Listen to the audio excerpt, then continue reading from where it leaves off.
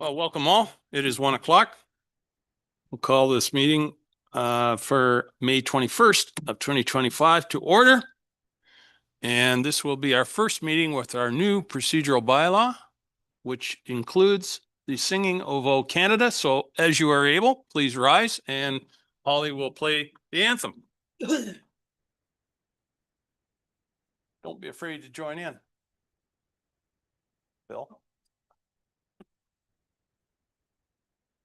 Our home and native land, true patriot love in all of us command. With glowing hearts we see thee rise, the true north strong and free. From far and wide, O Canada, we stand on guard for thee.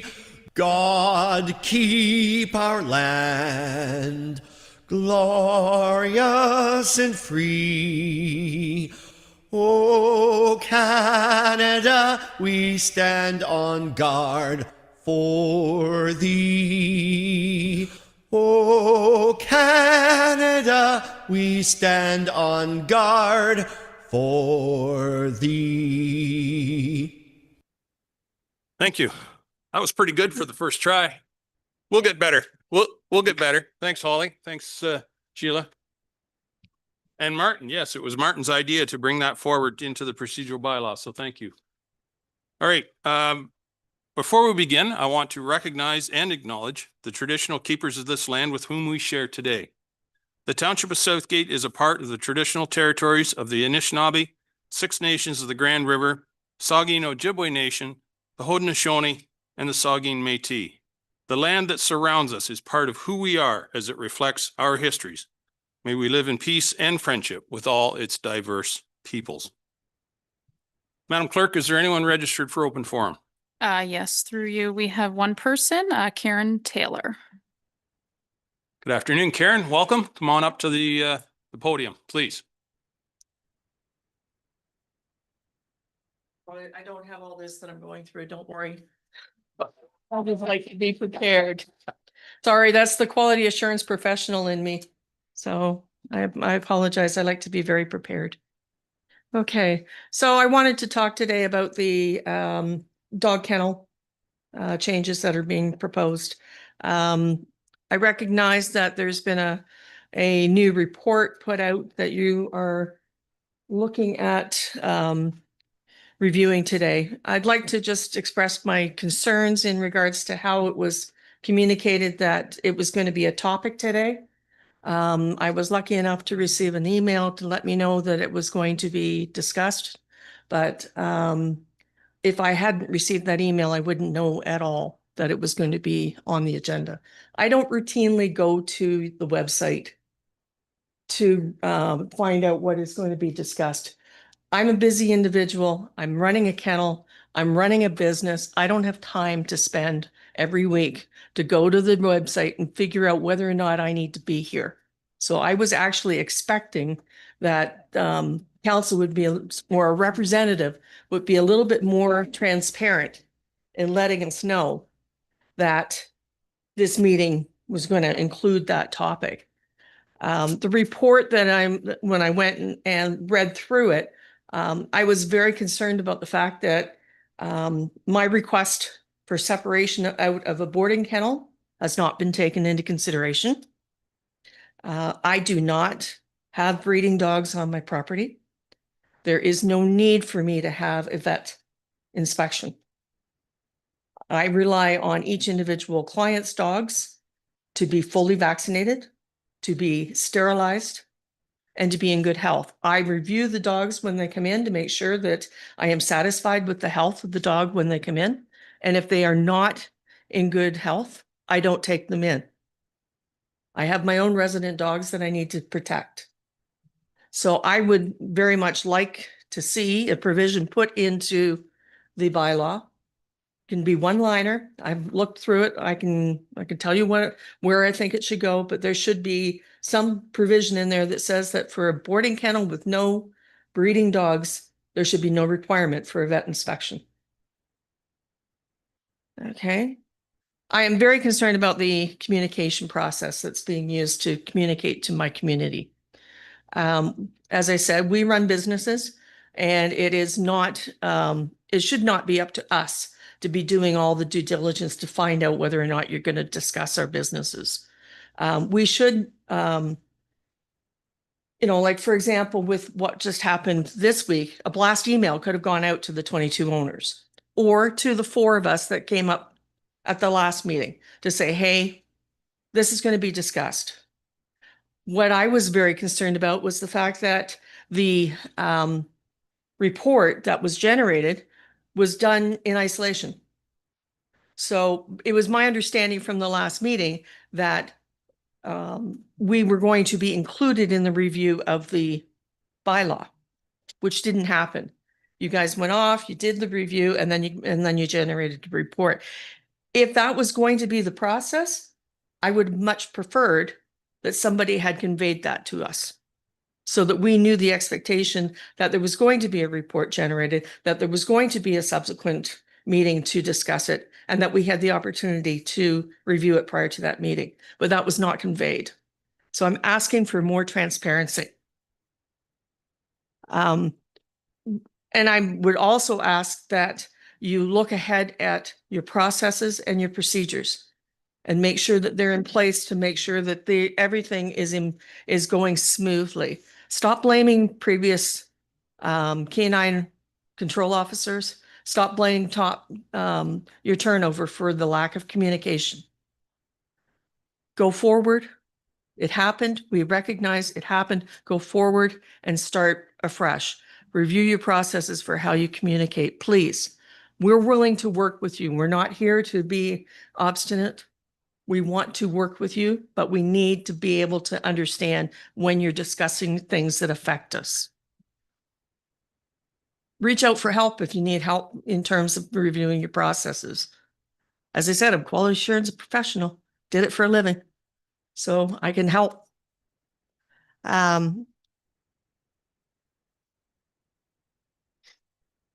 There has been very serious concerns about the use of MSS. I'm not going to get into it. This is not the forum for it. But I would appreciate an opportunity that for us to discuss with you in terms of what our concerns are with the use of this company. I guess that's it. Well, thank you so much for your time, taking the time to come and present to us this morning or this afternoon rather. Thank you very much. And as you note, staff are prepared to, or are planning to meet with the kennel owners to further review the bylaw. So thank you. Madam Clerk, is anyone else registered? We don't have anyone else registered, but we did have 2 more people walk in, so. Do either of yous planning to address council? No? No, I just want clarification. Sorry, you have to come to the. Come on up to the microphone, please. That's all right. So I'm from the opinion that I need a vet to come in to my facilities, check my dogs, and make sure everything is 100%, and that's where I put 100% on that. So I'm just hoping that the council made amendments, if I was reading it right, that the vet would oversee the other party. If that's the case, I'm totally good with that for a breeding kennel. And that's where we're at. Okay, and that's perfect. So I'm at ease with that. If you could just say your name for the record. And my name is George DeAndre. Perfect. Okay. Thank you, sir. Thank you very much. Appreciate your time. Madam Clerk, that's all? Yep, that's All right then. Very good. Thank you. I need a confirmation of the agenda as presented. Jason and Jim, any discussion? All those in favor? That is carried. Sorry, I apologize, Madam Clerk. I don't see Councillor Singh Sor is she online or? She is not online right now. She Okay. should be arriving though, He does plan to join us, so correct, as Yeah. far as we know? as far as I know. Okay, Yep. good. All right. I just wasn't sure whether I couldn't see her, so. Yep. Councillor John is not attending today. She's not well. Yep. Is there a declaration of pecuniary interest related to any item on today's agenda? Not seeing any. If one should arise during the course of the meeting, you can, of course, declare it at that time. We have no delegations or presentations.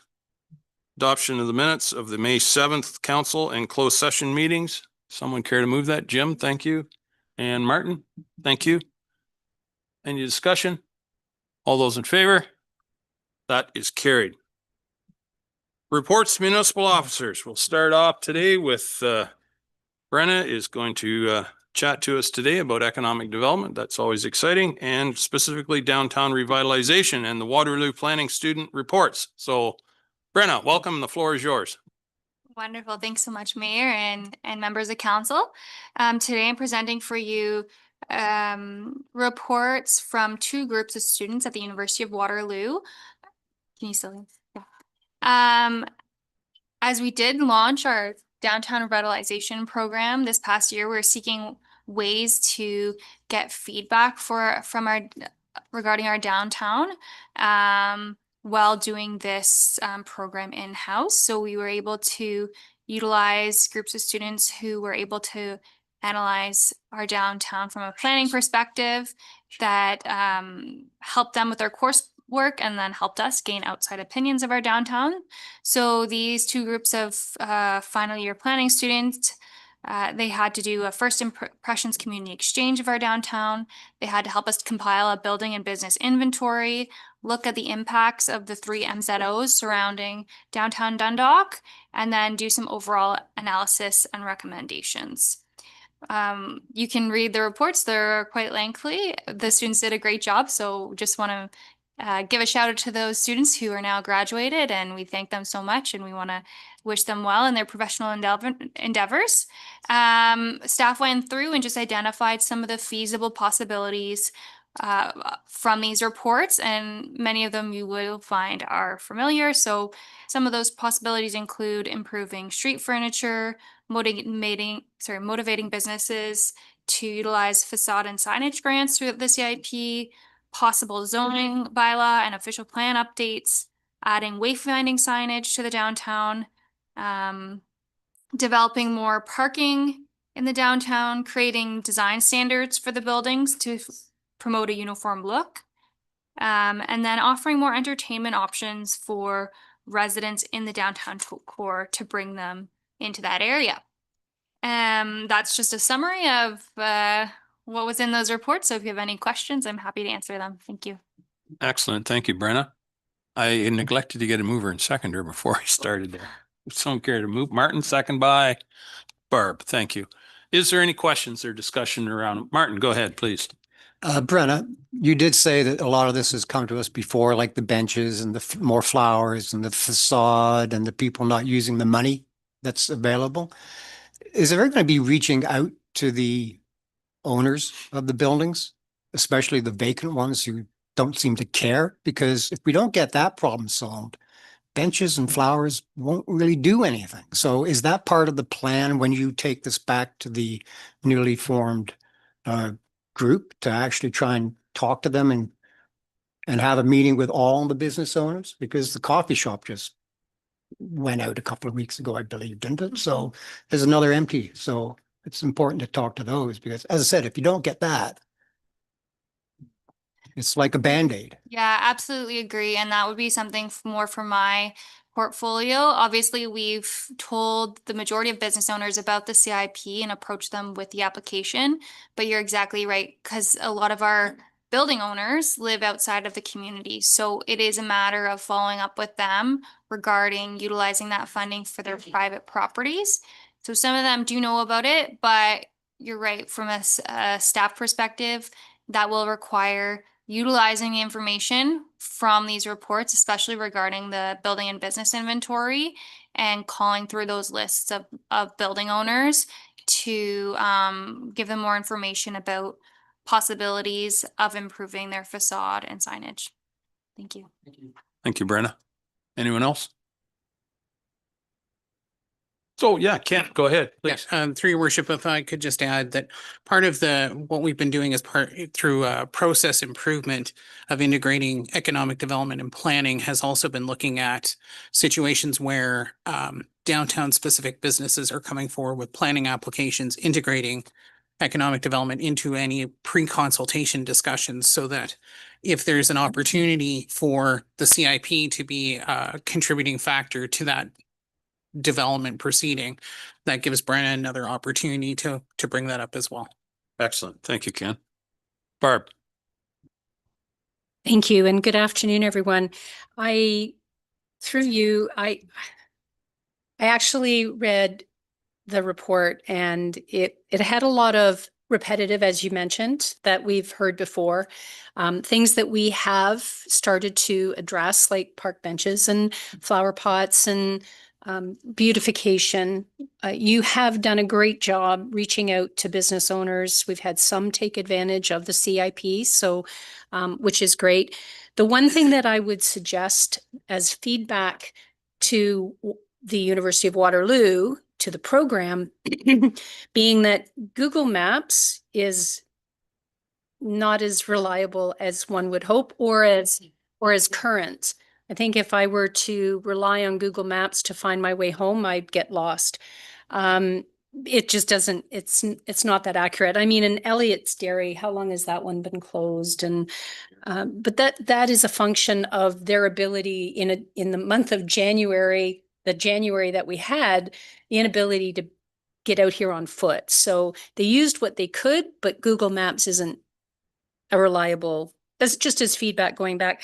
The one thing that were you able to get a hold of them with regard to the typo? I'm assuming it's a typo, the population density of 1,522.7 per square meter. Thank you for the question through you, Chair. That's right. That definitely was a typo. Unfortunately, the students have graduated and headed off, so they're not able to fix that. But before we put on the website, I'll make sure to remove that. I wasn't able, in the time I had yesterday, to go through and find that information. Either. I think it was supposed to be square kilometer, square meters, quite dense. But I will fix that before it goes up. Thank you so much. And I think that's a very good point regarding Google Maps. And that's potentially something that I can have my students do, as we do have summer students, to go around potentially supporting businesses with those Google My Business profiles. I think that's the big thing, is those profiles aren't up to date. And even the Google Maps or Street View is actually more up to date than some of those old listings, which is challenging because if you're Googling where to find a specific business, you're going to see the Google My Business update first. So thank you for that comment. And I will see if we can have our students potentially go around and help some of our business owners update those listings. So thank you.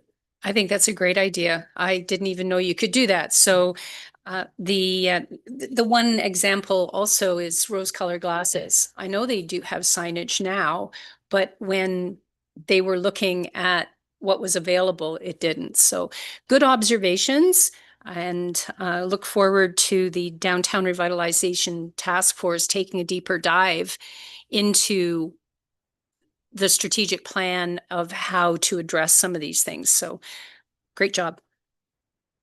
Thank you, Barb. Thank you, Brenna. Martin. Just one more, Brenna. When you said entertainment, does that mean like the mural thing, Fireman's Frolic, and anything else that maybe the business owners else want to do, like a sidewalk sale on weekend? Is that kind of entertainment? I'm assuming that's what you meant. Thanks for your question, and through you. It was more related to entertainment-based businesses. So the students did seem to recognize that we do have a kind of an arcade now in the downtown that and dance studio that benefits kids and family for recreation purposes. It's more of that kind of stuff, but then also spaces for gathering and events like you're talking about, like the parquet and things like that, utilizing those spaces more for activations and recruiting, drawing more businesses into the downtown that will offer recreational choices for the demographic that we have. Thank you. Any other questions? I see Councillor Singh Soros. Thank you for joining us, Monica. Good to see you. Okay, if there's no further questions, I too want to express my excitement to hear about the task force and the work they're going to do. I look forward to any results when the results come forward from that committee. So, any further discussion? I'll call the question. All those in favor?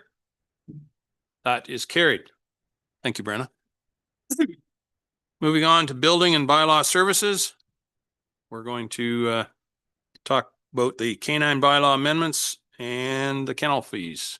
Phil, please, welcome. Thank you, Your Worship, through the Oh, I chair. need a mover and a seconder. Sorry, I'm a little off my game today. I don't know why. Martin, thank you. Second by Jim. Very good. Bill, try again. Thank you. Through you, this is a report just to seek direction from council to meet with the kennel owners and our legal counsel that rewrote our canine bylaw. Prior to the potential of changing these, bringing these amendments forward to council. It's not going to be a rewrite of the canine bylaws. It was passed through council last year, 24. Just small amendments to it as some concerns have been brought up to council and staff. Absolutely. And I think we heard today as well that some little tweaks need to be considered yet. Whether Yes. ultimately they make it into the bylaw or not, they need to be considered. And I think the idea of staff meeting with the kennel owners or giving them the opportunity to meet with our staff is well founded. And we look forward we look forward to the outcome from that meeting. I'll get it out eventually. Any questions from council? Barb, please. Thank you, and through you to Phil. How will the communication or invitation to the kennel operators go out? How will they find out about the opportunity to meet? Will it be a group meeting or will it be one-on-one? And what are the cost implications of having our legal counsel present while you are hearing or debating with the kennel operators? It could drag out. It could be expensive to have a legal representative there when you're flushing out the things you want to consider. Thank you. And through you, we'll be sending out an email or regular mail to some of our kennel owners, as there are 22 and some of them may not have email.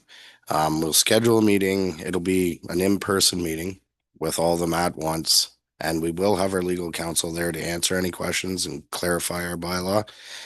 The price of that, which I can't answer to, possibly Ken might be able to. Through Your Worship, just in reference to legal counsel being present, it was felt that considering the bylaw being so new, having Mr. Dre, who pieced the bylaw together last year, present would be helpful. If council is concerned, I don't think the meeting hinges on that contingent, but from our perspective, we didn't anticipate the meeting to be much more than about an hour and a half to 2 hours in length, which, yes, it is a cost, but from my perspective, if it's worth the cost, if it helps to communicate an understanding of the previous bylaw, why the bylaw changed and where we're going. Yep. Barb. No, money well spent, just there is a financial implication, and I wanted to ask the question. So thank you. Direct invitation either by email or post. Well, we don't know about post, but we'll find a way to get the information to them about the meeting and give them ample time, an advance notice as to when that meeting will be held. Yes, that's correct. And we could hand deliver the mail as well. That probably is a good idea, Phil, given that Canada Post is likely to go on strike on Friday. Ken. Yes, Your Worship. I just wanted to add, in light of the delegations we had on previous council, it was never staff's intention to bring forward to you at this meeting amendments. We wanted to bring a report forward to seek direction to actually communicate. And that's why you don't have a bylaw. You have a report that has potential draft changes. That's the whole point of this report, is to actually do that engagement. Yeah. Thank you. Jim, go ahead, please. Good afternoon, good people. And yeah, I just want to, going back to that previous meeting, we did commit as staff to council that we were bringing this report back. And the delegations that were present in that meeting, they heard that and we fulfilled that promise. So it was communicated that we would be at this meeting with this staff report update. Yeah, very good. Any other questions? Jim, or Jason rather, sorry. Just wondering with MSS or whatever being in the meeting, there's been a few concerns about them too. Will they be discussed during that meeting with? Through your worship, at this point, we haven't decided what the complement in the meeting is going to be beyond myself and Phil and Mr. Dre. We haven't nailed that down. What we're seeking is direction to actually do the engagement. We'll kind of figure out the backside of that and the implications of MSS as we go forward. Thank you. Any other questions? Okay, I'll call.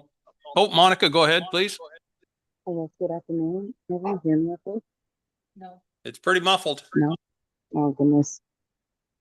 I do apologize. Is that better? That's better. Yep, thank you. Yeah, just a comment, just through you, Chair. I do support having legal represented during the meeting. That's all. Yeah, okay, thank you. Yeah, I think it's a good course of action, just from the horse's mouth, so to speak. Absolutely. Okay, Martin, go ahead, please. Yeah, I'm just looking at one. I like the idea of perhaps a difference between breeders and just boarders, mainly because of the kennel licenses and the organizations they might belong to. That should be looked at. But I looked at him, I just noticed it. For the livestock guardian dogs, anything more than 3 dogs, when does that, it says the dogs are purpose bred but if you have more than 3, would that not constitute some kind of kennel operation being bred? Or is that gonna? So through your worship, this is actually a live issue that came up through an enforcement complaint that we've been dealing with one specific landowner, and we've been dealing with, I'm forgetting the name of the agricultural association, but in talking with Mr. Dre, certainly from staff's perspective, we recognize the priority of farming and normal farm practices. So one of the questions that we've been debating is how to resolve this through an amendment. I think Mr. Dre has a theory of a very simple way to deal with it. But yes, that is one of the concerns that I don't think was necessarily recognized when the bylaw went forward. So that's why we've actually included it in this package of potential amendments that we're going to discuss. And just to clarify, council, in case I didn't say it earlier, the engagement that we're going to do is specifically about these changes. We'll welcome any feedback from the owners, but the crux of the engagement is really, the focus is mainly on these amendments as well. So. Thank you, Ken. And I appreciate the review of the guardian dog issue. Barb. Thank you. And because it was brought up about guardian dogs, normal farm practices and working dogs are generally exempt. It's not about breeding. It's about owning or having on premise more than 3 dogs that are working dogs. And predation is quite high in our area. And I always thought, I know back in 2017 they were exempt, but it'll be great to have that review and to incorporate it appropriately to cover all of those farm practices, whether they're hunting dogs, working dogs. That'd be great. Excellent. Thank you. Any other questions? Not seeing any. I'll call the question. All those in favor? That is carried. Thank you, Phil. Thank you, Ken. Moving on to the planning department. I guess, Ken, you're not done yet. We have a number of 2 reports there from the planning department. The first is the future official plan amendments, process improvement. Someone care to move that, please? Martin and Barb, thank you. Ken, Thank Welcome you, your again. worship. I was pausing to see if you get a mover and seconder. I So was hoping. now you've thrown me off. I was hoping. Thank you. The report before you is something that the planning team has been putting together in terms of work we've been doing since my arrival, looking very hard at the planning processes. We have one of the biggest successes, I would say, is the integration of economic development into our planning discussions, and we've been integrating building and public works into our planning meetings where we look at projects and moving forward. And one official plan amendment that kind of delivers on some of these process improvements that the province is trying to push. As you'll see later on the agenda, the county has approved it and it is now in full force. And that is OPA number 6. That was the delegations of planning decisions, just setting up the policy. But in this report, we're suggesting 4 different official plan amendments to consider. Now, we are mindful that our resources are pretty much at about 1,000% right now. But we do see that there is a need to bring forward a few, considering the province's push in terms of engaging school boards and looking at that now under the new planning statement as a priority. But as we've noted, we're also seeing some minor things that we could do, like dealing with applications that stall out and how to basically get those out of the system.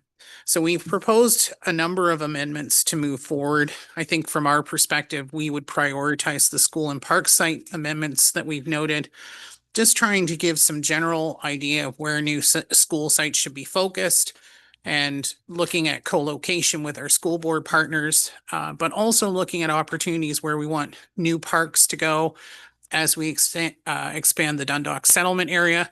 We could also look at that in other settlement areas if there's a need to look at growth as well. But we're just seeking direction from council that when the resources are available for us to do this, we would initiate that process through the Planning Act and commence what we need to do in terms of public engagement and notice. I will note that this report was written prior to Bill 17, so we haven't put anything in there related to Bill 17, which is preview of coming attractions, the next item on your agenda. So, or if you'd like the next item up for bids, but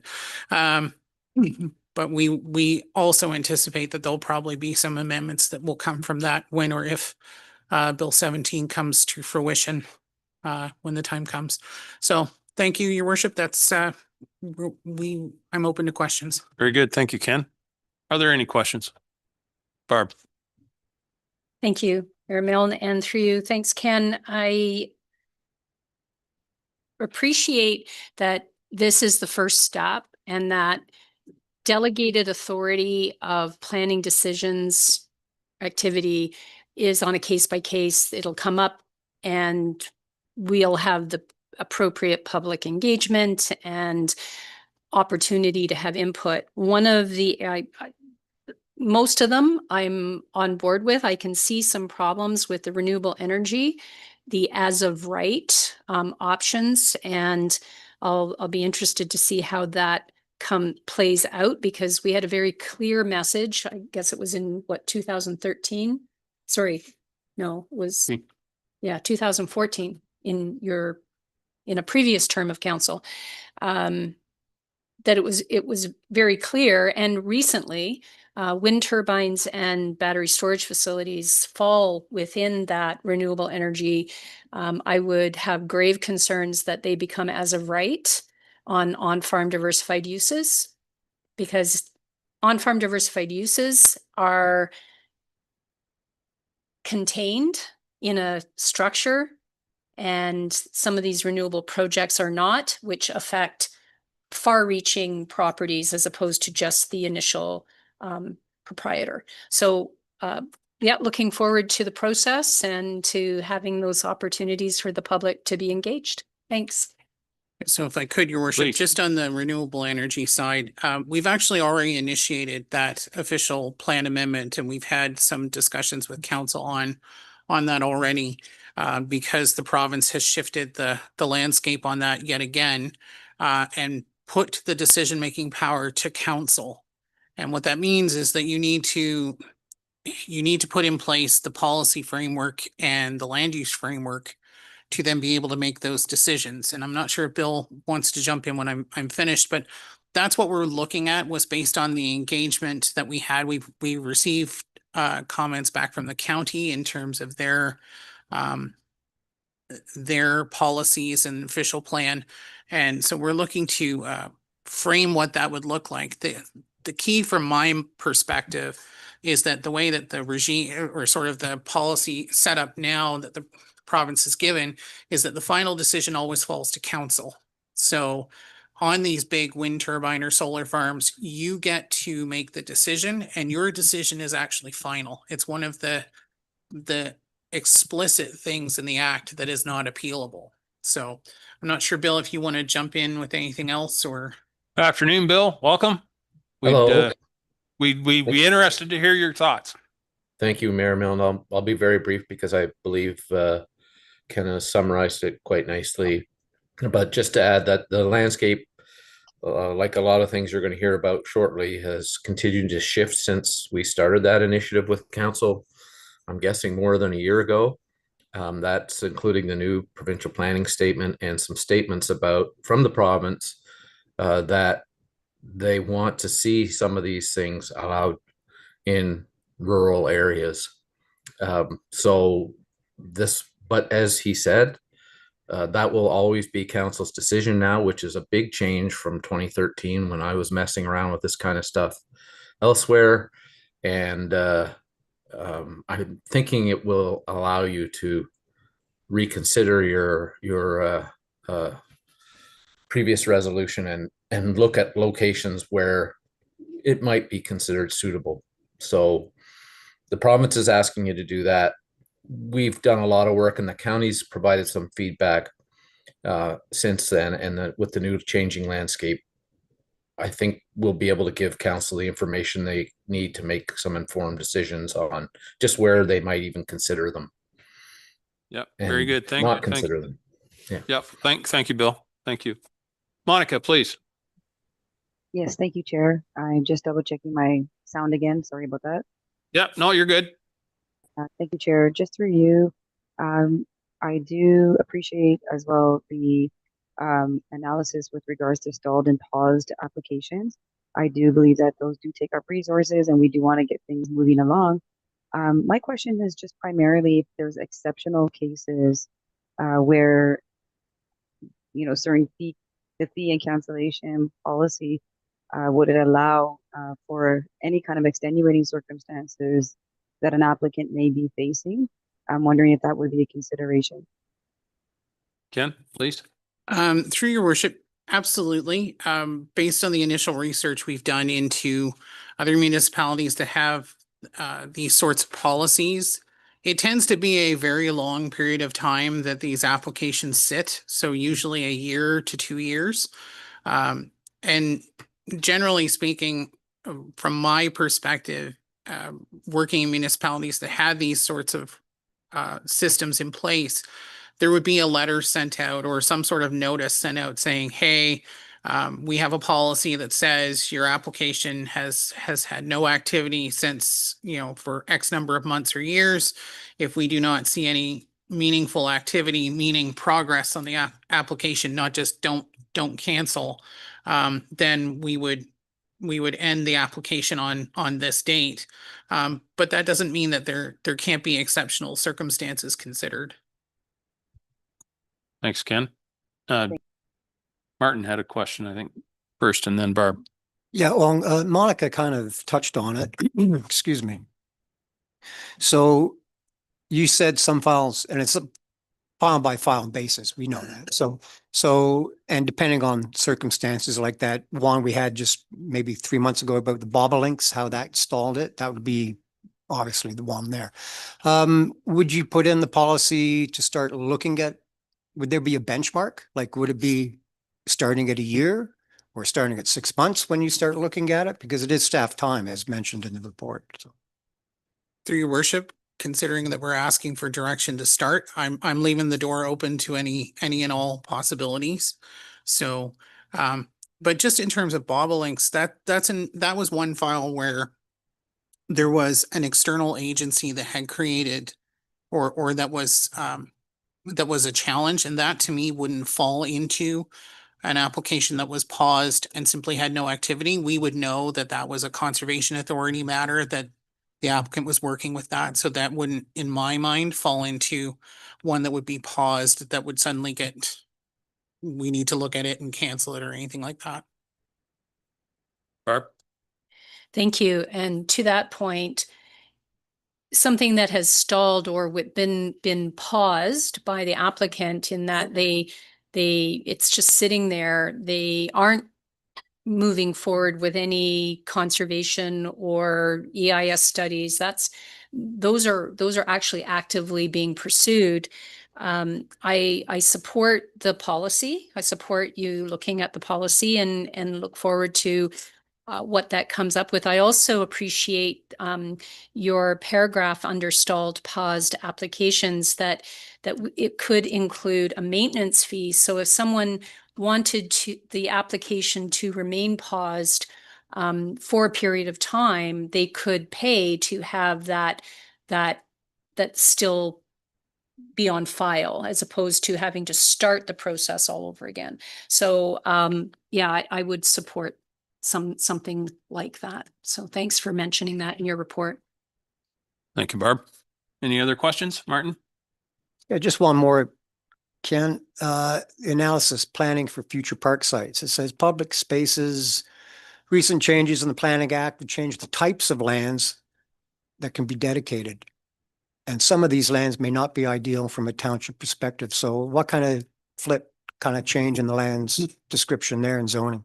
Yeah, so through your worship, one of the major pieces that changed was that a developer could dedicate a piece of land to the municipality that is encumbered by easements or other rights of way, which would essentially sterilize the use of the land.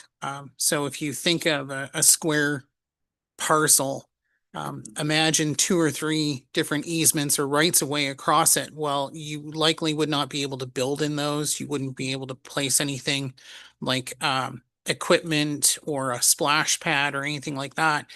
And if the parcel is really encumbered, there's the possibility that you end up with just a square piece of park space that's just sod and you really just get to stand on it. So we don't really want to see that happen. Thank you. Thank you, Martin. Thank you, Ken. Okay, not seeing any further questions. I'll call the question. All those in favor? That is carried. Moving on to the Protect Ontario by Building Faster and Smarter Act, Bill 17. We need a mover for that, please. Monica and Jason, thank you. Who's taking this one? Bill, I believe, was it? Or Ken? Ken, go ahead, please. Thank you, your worship. This is going to be well, originally we had hoped it would be the entire planning team, but unfortunately Victoria is under the weather today, but it will be a process that we'll be doing, Bill and I together. As the report says, this is an introduction to legislation that the province of Ontario introduced on Monday of last week, with the title of Protect Ontario by Building Faster and Smarter Act, known as Bill 17. This is yet another omnibus bill which amends several planning and planning related acts, provides for a suite of changes which, in the opinion of the province, will help achieve their goal of building 1.5 million homes by 2032 and boost the provincial economy considering the current economic situation. It's important to understand that this legislation was introduced last Monday and that the level of understanding that we have continues to grow from there. I'll note as an anecdote that this report was finished up on Tuesday at 11:59 a.m. Because literally things kept shifting. So we continue to boost our understanding. But the report should be considered very preliminary as things continue to shift. We're going to walk you through a brief overview of those changes. We are seeking your feedback and to provide comments back to the province by the comment deadline in June. We're gonna follow the technical briefing document that the province provided. So Sheila has that up on screen, and that'll guide us through. So we won't be following the report per se. I would flag that there are a couple of amendments that are not going to impact the township, so we're going to sort of fly past those where applicable. So one of those is the inclusionary zoning changes, but also amendments related to expediting transit projects. We don't have any major transit projects in the township. And it looks like I'm the first one up, so since this was Victoria's part, so this is the start of the technical briefing. The first of these changes relates to the permitting process from the Ministry of Transportation, or MTO. The first will involve MTO reviewing their permit processes related to the management of their highway corridors. This may likely have implications for projects adjacent to provincial highways like Highway 10. MTO processes can be very complex and time consuming, and any improvements that speed up response time and permit issuance timelines is helpful from our perspective. The second proposed consultation will be engaging stakeholders in a framework for harmonizing road standards for municipalities. This may have the ability to set a single set of design standards across the province, where currently these standards differ by each municipality. And this engagement is expected in the fall. The only concern that planning would have from this perspective, and I'll admit we haven't had time to talk with Public Works, so sorry, John. But we would just want to make sure that any special circumstances that happen within the township's design standards are recognized. And there's the possibility that that may be missed. So Sheila, if you could go to the next slide. Oh, actually the next one after that. Perfect. The next series of proposed changes relate to the building and plan approvals Hold on, process. Ken. Hold on. Sorry to interrupt. Barb? Way to make that the full screen. I know I won't be able to see some of the people that are virtual, but Sheila, if you go up to the top where trying to follow along on my screen and my computer network. In what's shared on Zoom, like I'll do this. Oh, okay. That's awesome. Thank you, Bob. Okay. Thank you. Very good. Great. Carry on, please. So the first. Oh, sorry, Jim wants to interject. Jim? Yeah, sorry, just one piece on the roads and the MTO. It sounds very vigorous for them to have a plan by July 2025 in place. We've been dealing with highway access on 10 in a couple situations now, and it's years. So for them to implement something in a couple months, they must have been doing a lot of homework. Well, and I didn't want to say anything, but it's well, wildly optimistic. But however, I love their optimism. well, and if I may, given Jim's comments, we're also still waiting from the commitment made by the deputy minister then in 2022 when Bill 109 introduced the financial penalties for when the province is going to be making all of municipalities whole. And I will note that several Christmases have passed by and we're expecting Christmas this year. So we have yet to see anything as of this date. So, Oh, we are a cynical bunch. well, Great. I'll give Jim credit for opening the door. Fair point, though. So the first item, Oh, yeah, what happened? this was not in the presentation script. We'll just say that.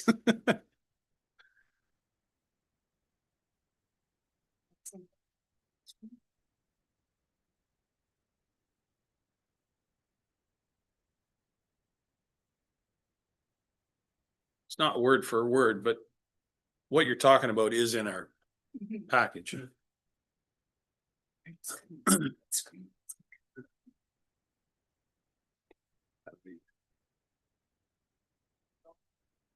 Sure. So the screen that we would have been looking at contains a number of changes for the building and planning process. First would be enacting legislation that prevents any municipality from requiring special building code materials or practices beyond that of the Ontario Building Code. And in some municipalities, particularly those with built heritage, building bylaws have been enacted that require the use of special materials or construction practices. If this change is approved, the change in the building code would simply nullify those bylaws from being effective. Southgate does not have a bylaw like that, so we won't be, we're not, it doesn't impact us from that perspective.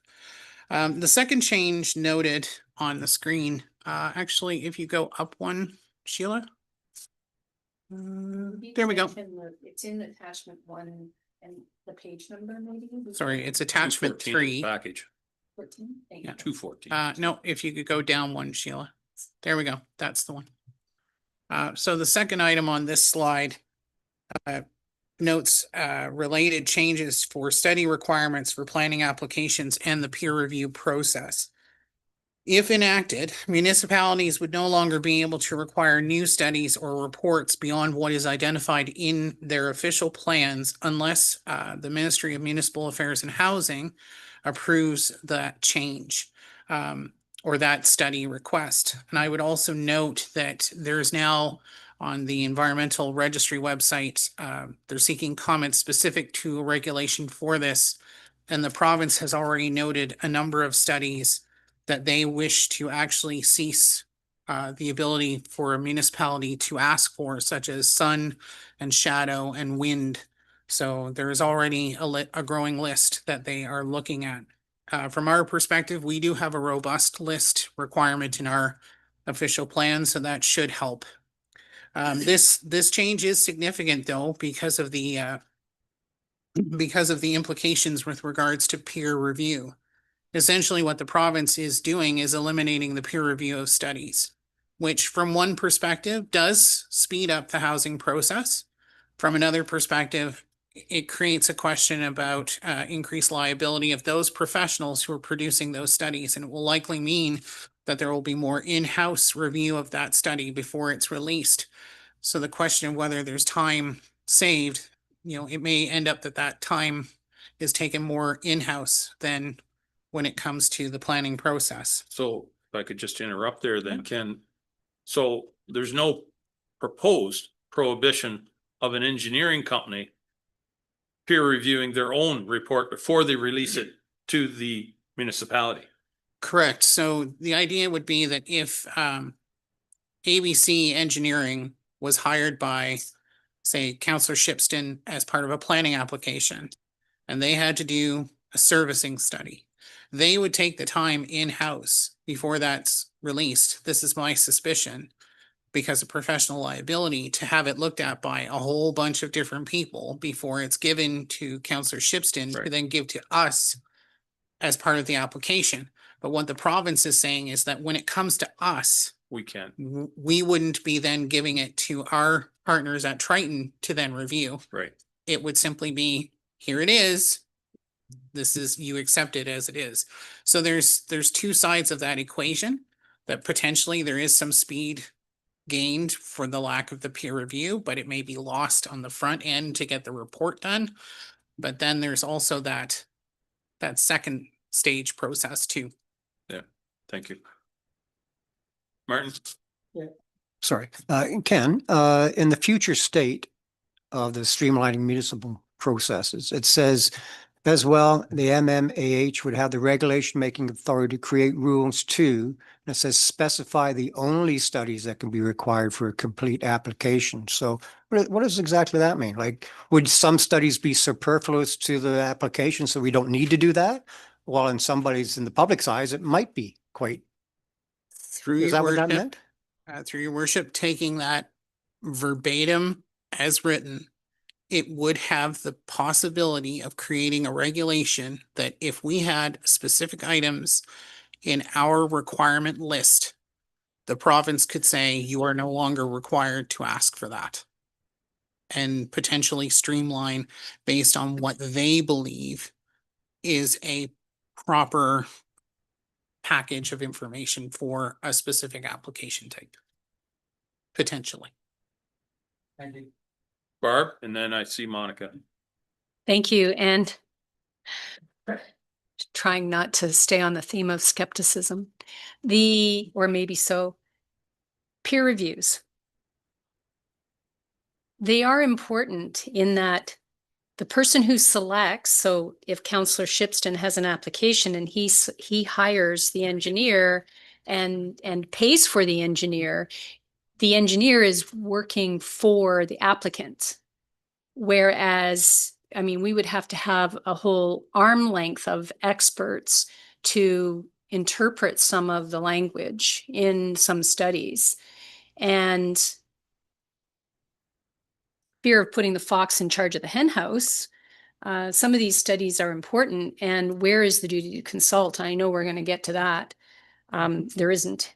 And what I gathered from your report is that the province is saying, we're going to make the final decision.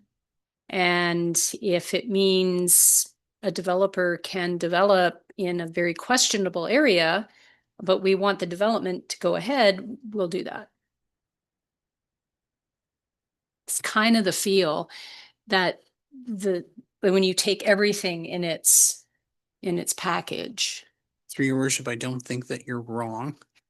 I think as a member of a regulated profession that's regulated by the province, what I am very interested to see as we move forward is the reaction of my profession, the engineers, and a few others that contribute to this process through these studies and how they react. Because I think with what is being shown in the future state and this lack of peer review, from my perspective, and in my opinion, it's you take the study as it is and you accept that professional or professionals' opinion verbatim.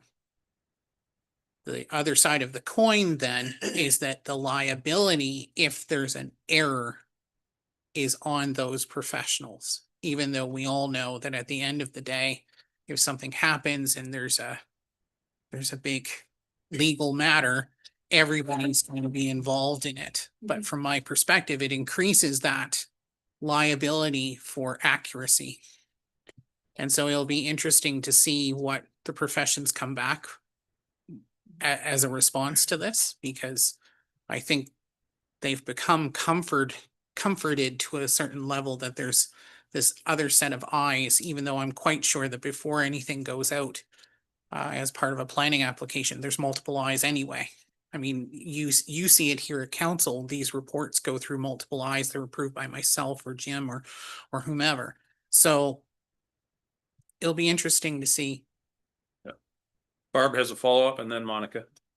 Thank you. And just to follow up on that, it's not just the studies that are conducted in the peer review, but the studies that aren't conducted by virtue of the province saying, nah, you don't need to do that.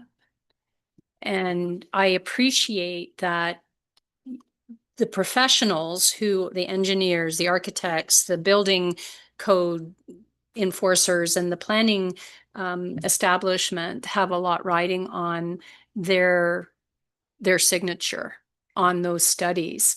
Who then holds the province to account if something goes awry? And so I'm hoping that through your organizations, the message gets through that the Municipal Affairs and Housing is taking on a huge responsibility. And I don't know that they're qualified either. Well, if I may, your worship, I don't know if they even recognize that they're taking on that responsibility. Quite frankly. Yeah. But I think we'll have to wait and see. Monica, please. Thank you, Chair. Just through you, I just wanted to make a comment and a question. I will excuse myself right after I ask this and continue to listen. If I'm able to rejoin, I will, which I sent an email earlier about that. Just with my question is exactly to what's being discussed right now. My concern is the pressures that may be put on to staff in-house with regards to developing proper safeguards and protocols when peer-reviewed studies are not completed. Because I do agree also that those peer review studies in all industries are very, very helpful. But I do understand building homes faster. So pretty much what was already just mentioned. I was going to be adding into that, and I can only imagine that there will probably be further, like through you, Chair, to Ken, that what you were saying, that you've already been looking at so many different things and different eyes on these. I can imagine that there will be more processes and protocols put in place as things move forward. But it is what it is at this moment, I guess. Thank you. Well, and through your worship, the key here is that nothing's changed. This is proposed, but we do know that the bill has reached second reading, so that means it's going into committee. So who knows what's going to happen? Yep. But I'll pick up from where we left off. Please. I think we've talked about the study portion. The third item on this particular slide is related to a proposal to allow minor variances as of right up to a specific amount for specific types of land, urban residential lands, as it relates to setbacks from property lines. The proposed change would limit the minor variance to no more than 10% of whatever the requirement is. So for example, if a front setback was 10 meters, you could potentially have an as of right variance if requested of 1 meter, and that would be processed through staff. This change would exclude parcels that are designated as hazard or environmental protection and will not apply to any other requirements such as parking or height. This has the potential to speed up planning approvals in many municipalities. However, for Southgate, this is likely to have very limited impact. Most minor variances are site-specific and one-off circumstances. However, this may likely reduce some income from planning fees if variances shift to as of right. It's unclear whether that would be the case, and more importantly, how that lack of income would be resolved.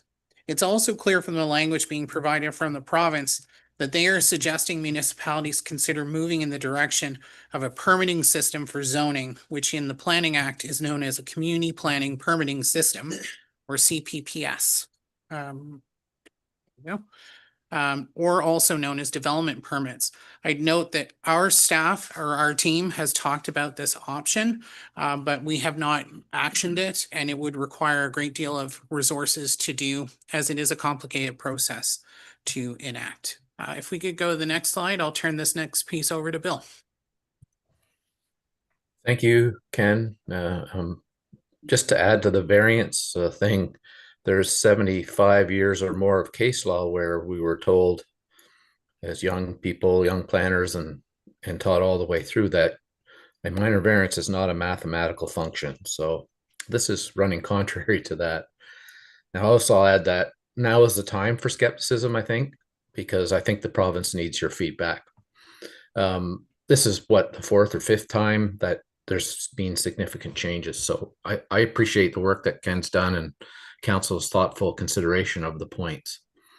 So my portion of this begins with minister's zoning orders. So it looks like you have that slide up there. This changes the Planning Act to allow the minister to impose condition on issuing a minister's zoning order. I don't think there are many more municipalities that have the familiarity with MZOs as Southgate. But our concern is that this may put more obligations back on the township or the developer with regard to existing MZOs. We're not sure whether this will be retroactive, and we're working with you and the developer with the MZOs to implement this work. A lot went into getting them to that point, and we're hopeful that that will be fruitful and will continue. Hopefully this does not restrict things and usurp some of the good work that's already been done.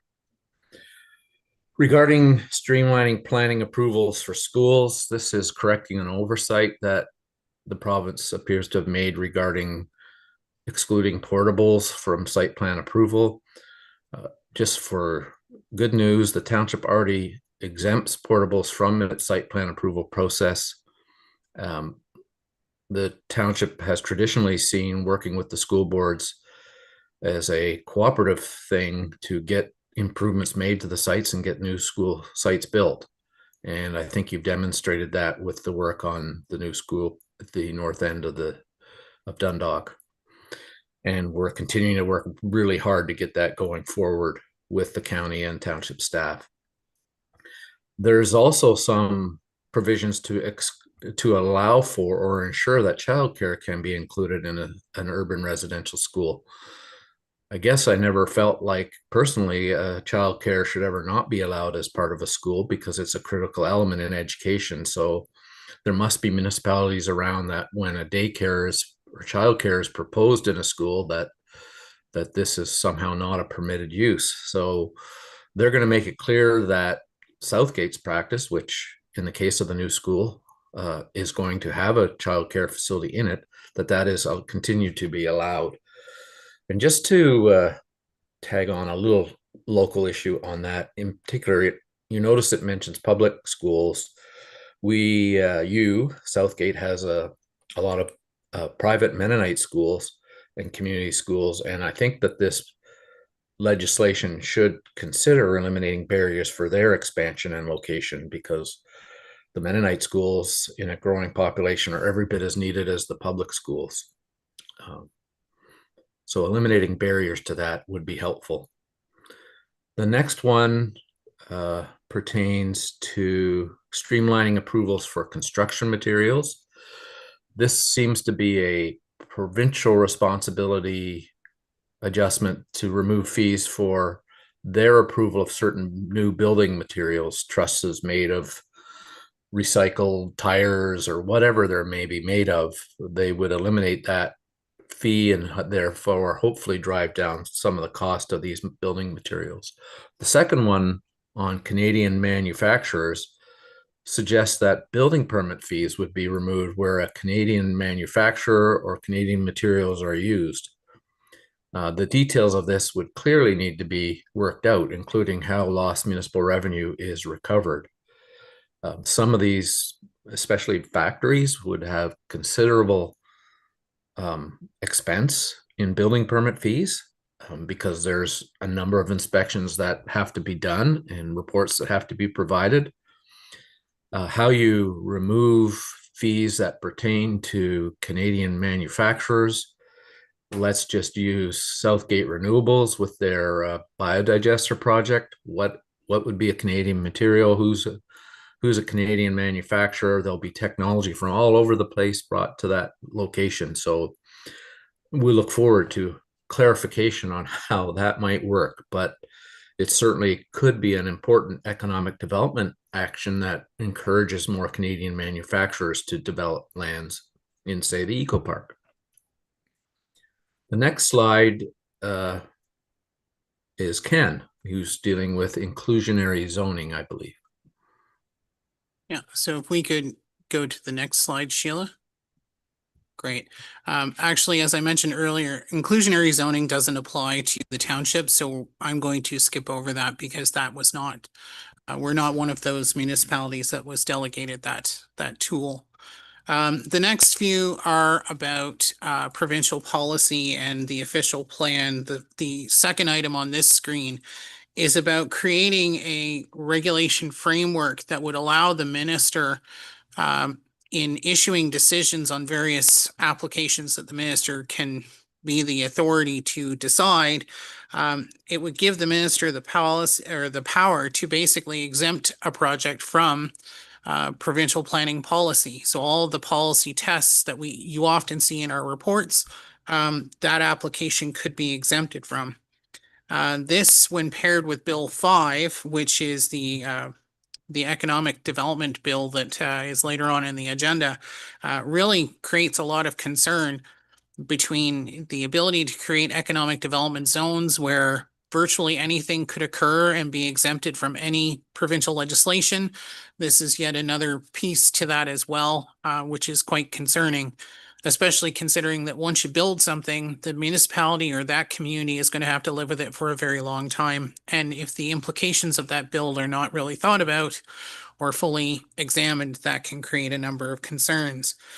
So definitely we feel that some sort of accountability system, particularly for this policy test exemption, needs to be in place before it's activated.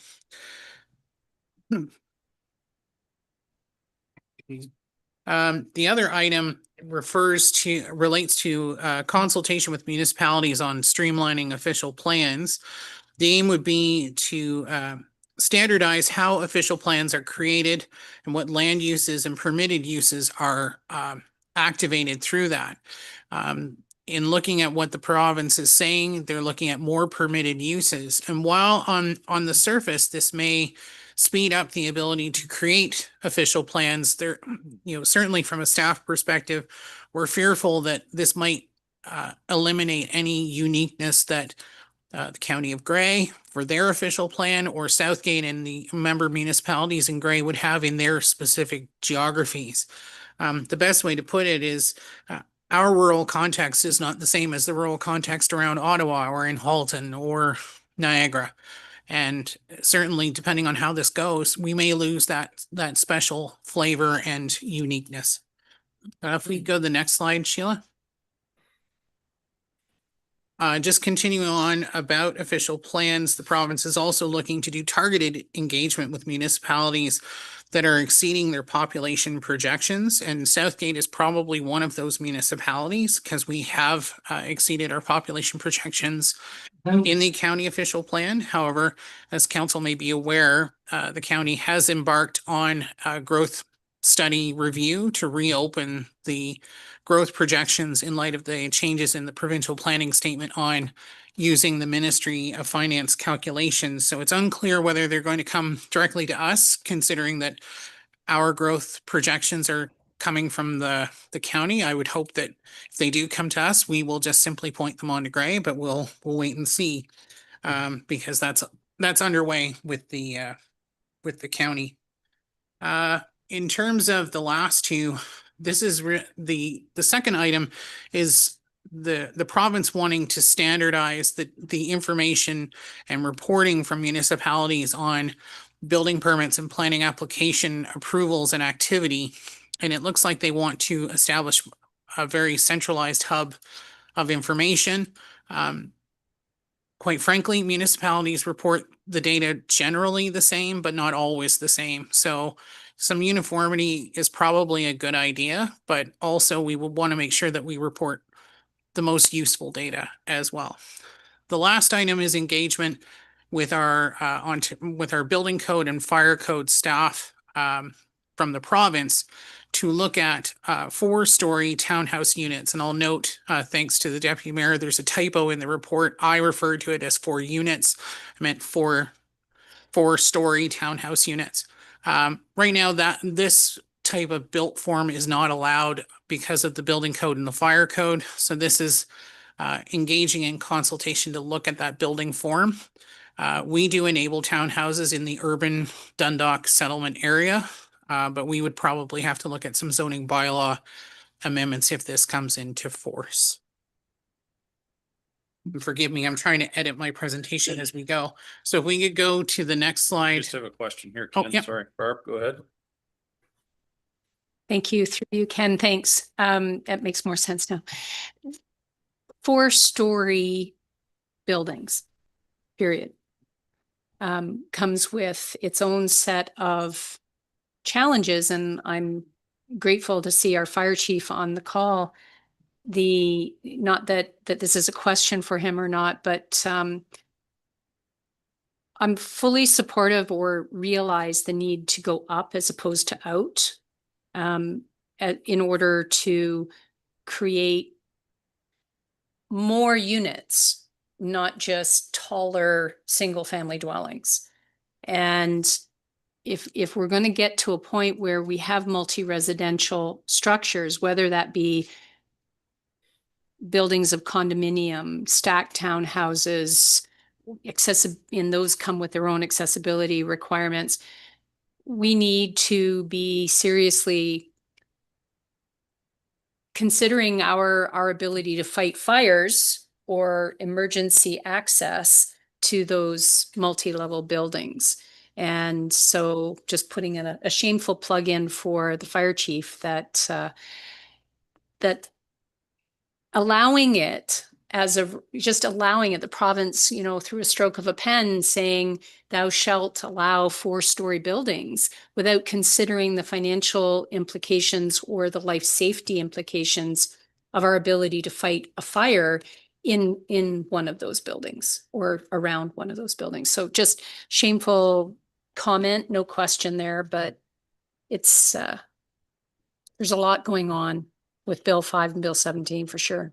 I'll just say through your worship, using Bill's words, activate your cynicism hat now. There are a lot of financial implications here. If we could go to the next slide. I'm not sure, your worship, if you want to do a break, we can pause, or if you How want much to- more time do you think we're gonna be on this I think- particular? I'm trying to edit as I go, but I probably appreciate that. 5 or 10 minutes, maybe. Carry on. We might as well Okay. finish this one. Okay, I will do this slide very quickly. The next two amendments stem from recent provincial policy statement changes that have enabled more rural development to occur, which has now created the challenge of rural communities popping up outside of rural settlement areas in just all over random locations. And so in order to help enable that, the province is looking at streamlining water and septic system permissions for communal water and septic. Right now, anyone coming forward for water and septics approvals basically needs to have the municipality sign on to that. Because if that septic system, for example, fails, then what the municipality ends up doing is taking over that system. And when you consider that the permissions have opened up for new rural development, we're not talking about 1 or 2 lot severances. We're talking about basically new communities. And these are new communities developing outside of designated settlement areas where there are all the services that you would want, like shops, doctors, what have you. And so this creates a very significant challenge. The second item is exploring a new or sort of a semi-changed model of governance for water and septic, wastewater sewer services, almost like creating a municipal utility. And if you read between the lines, it's almost, to me, a creation of a municipal utility in order to recognize that there are some municipalities that don't have the capacity to be able to develop their settlement areas. And so if one municipality creates this utility and has the capacity, it can then serve the municipality across the border. This creates a whole series of issues for managing the capacity that we have, our development charges, and our ability to upgrade our services, and whether we even want to provide services to another municipality, and moreover, if we do, how that works. It opens a whole Pandora's box of questions, frankly, and it'll be interesting to see how this moves forward. I would like to think that each municipality would have an ability to make its own decisions on that, but this may open the door to eventually the province making some of those decisions. We'll have to see. Barb, you have a question? Thank you. And through you, thank you, Ken. And I note that you, I don't know if you're going to elaborate on it. We've already had discussions with a neighboring municipality about servicing water and wastewater. And with 3 MZOs, we're struggling to find our own capacity, never mind serve another community. The off-grid water treatment facilities, the modular facilities that are referred to, and you mentioned them in your report, raises all kinds of red flags. I mean, I can't, from a planning perspective, maybe, or you or Bill will recall when or how many years ago, maybe even decades, that they frowned upon communal wells, and they stopped allowing them, or they only allow them for a certain number because of the risk, the responsibility of one individual for the testing, the life and safety. I mean, we're celebrating, we're recognizing 25 years since Walkerton, the tragedy that occurred 25 years ago this year. And it seems that, while I can understand these off-grid water treatment facilities, the sewage treatment there's opportunities there. The fact, and what you pointed out in your report, was that if the owner, the developer, or whomever is left holding that development in rural Ontario fails or walks away, we're on the hook, which means the taxpayer is on the hook. I have my own well to look after. The fact that the township has to be a co-signer on a municipal water, on a privately owned system, sends all kinds of concern for me. I'll just say, your worship, you probably hit the nail on the head from most planners' perspective.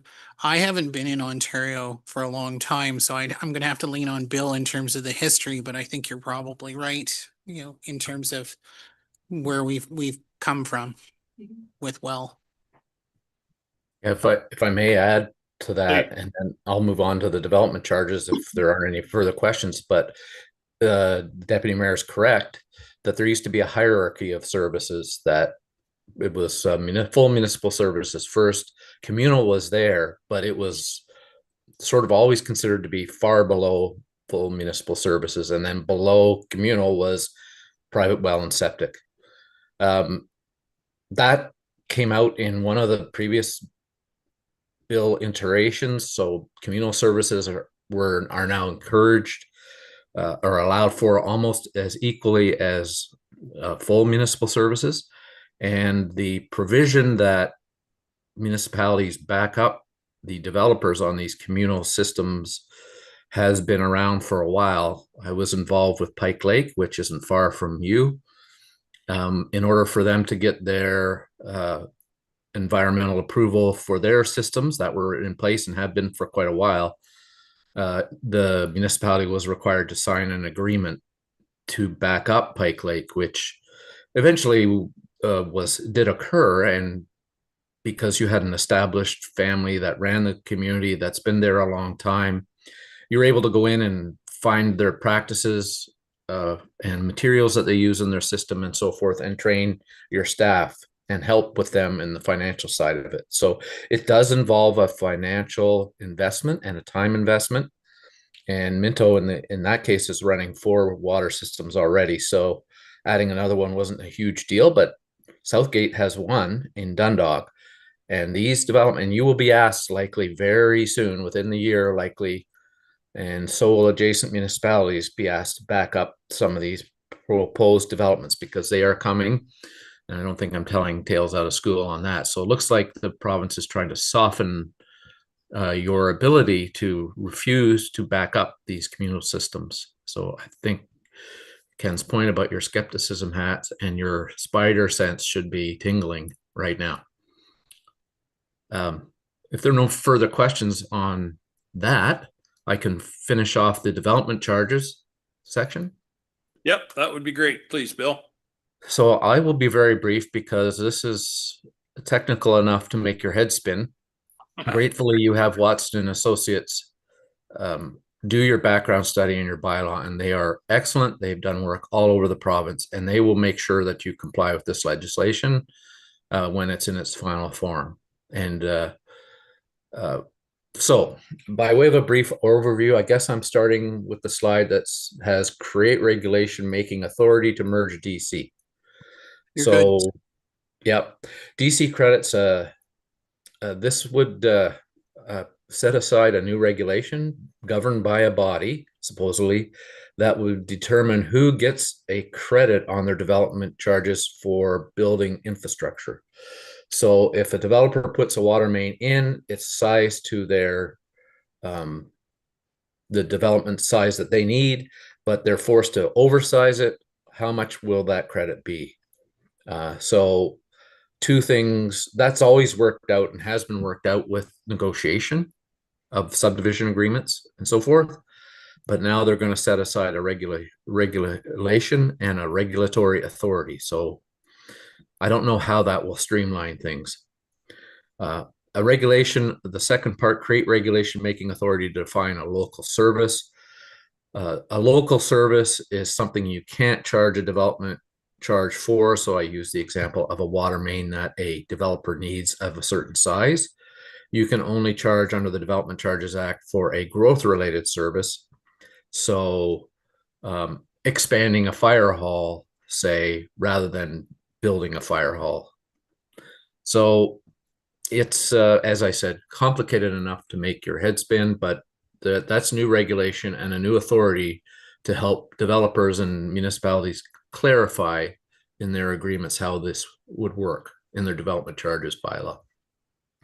The next slide starts with defer payment of DCs for all residential developments. But right now, well, let's just put it this way. Payment of development charges for all residential development would be deferred to occupancy rather than building permit. That is deferred now for certain rental housing and affordable housing, but now it would be for all housing. So they don't pay when they get their building permit from Phil. They pay when Phil has done a final inspection and the uses can be occupied. And they have to pay the lower fee. So it's basically whatever fee was applicable at the building permit stage, they pay at occupancy. If there isn't an occupancy permit, then you can collect a letter of credit to hold for those development charges, and you can't charge interest, and then you cash that letter of credit if they don't pay their development charges later on. So they say that's going to save 11% on housing costs.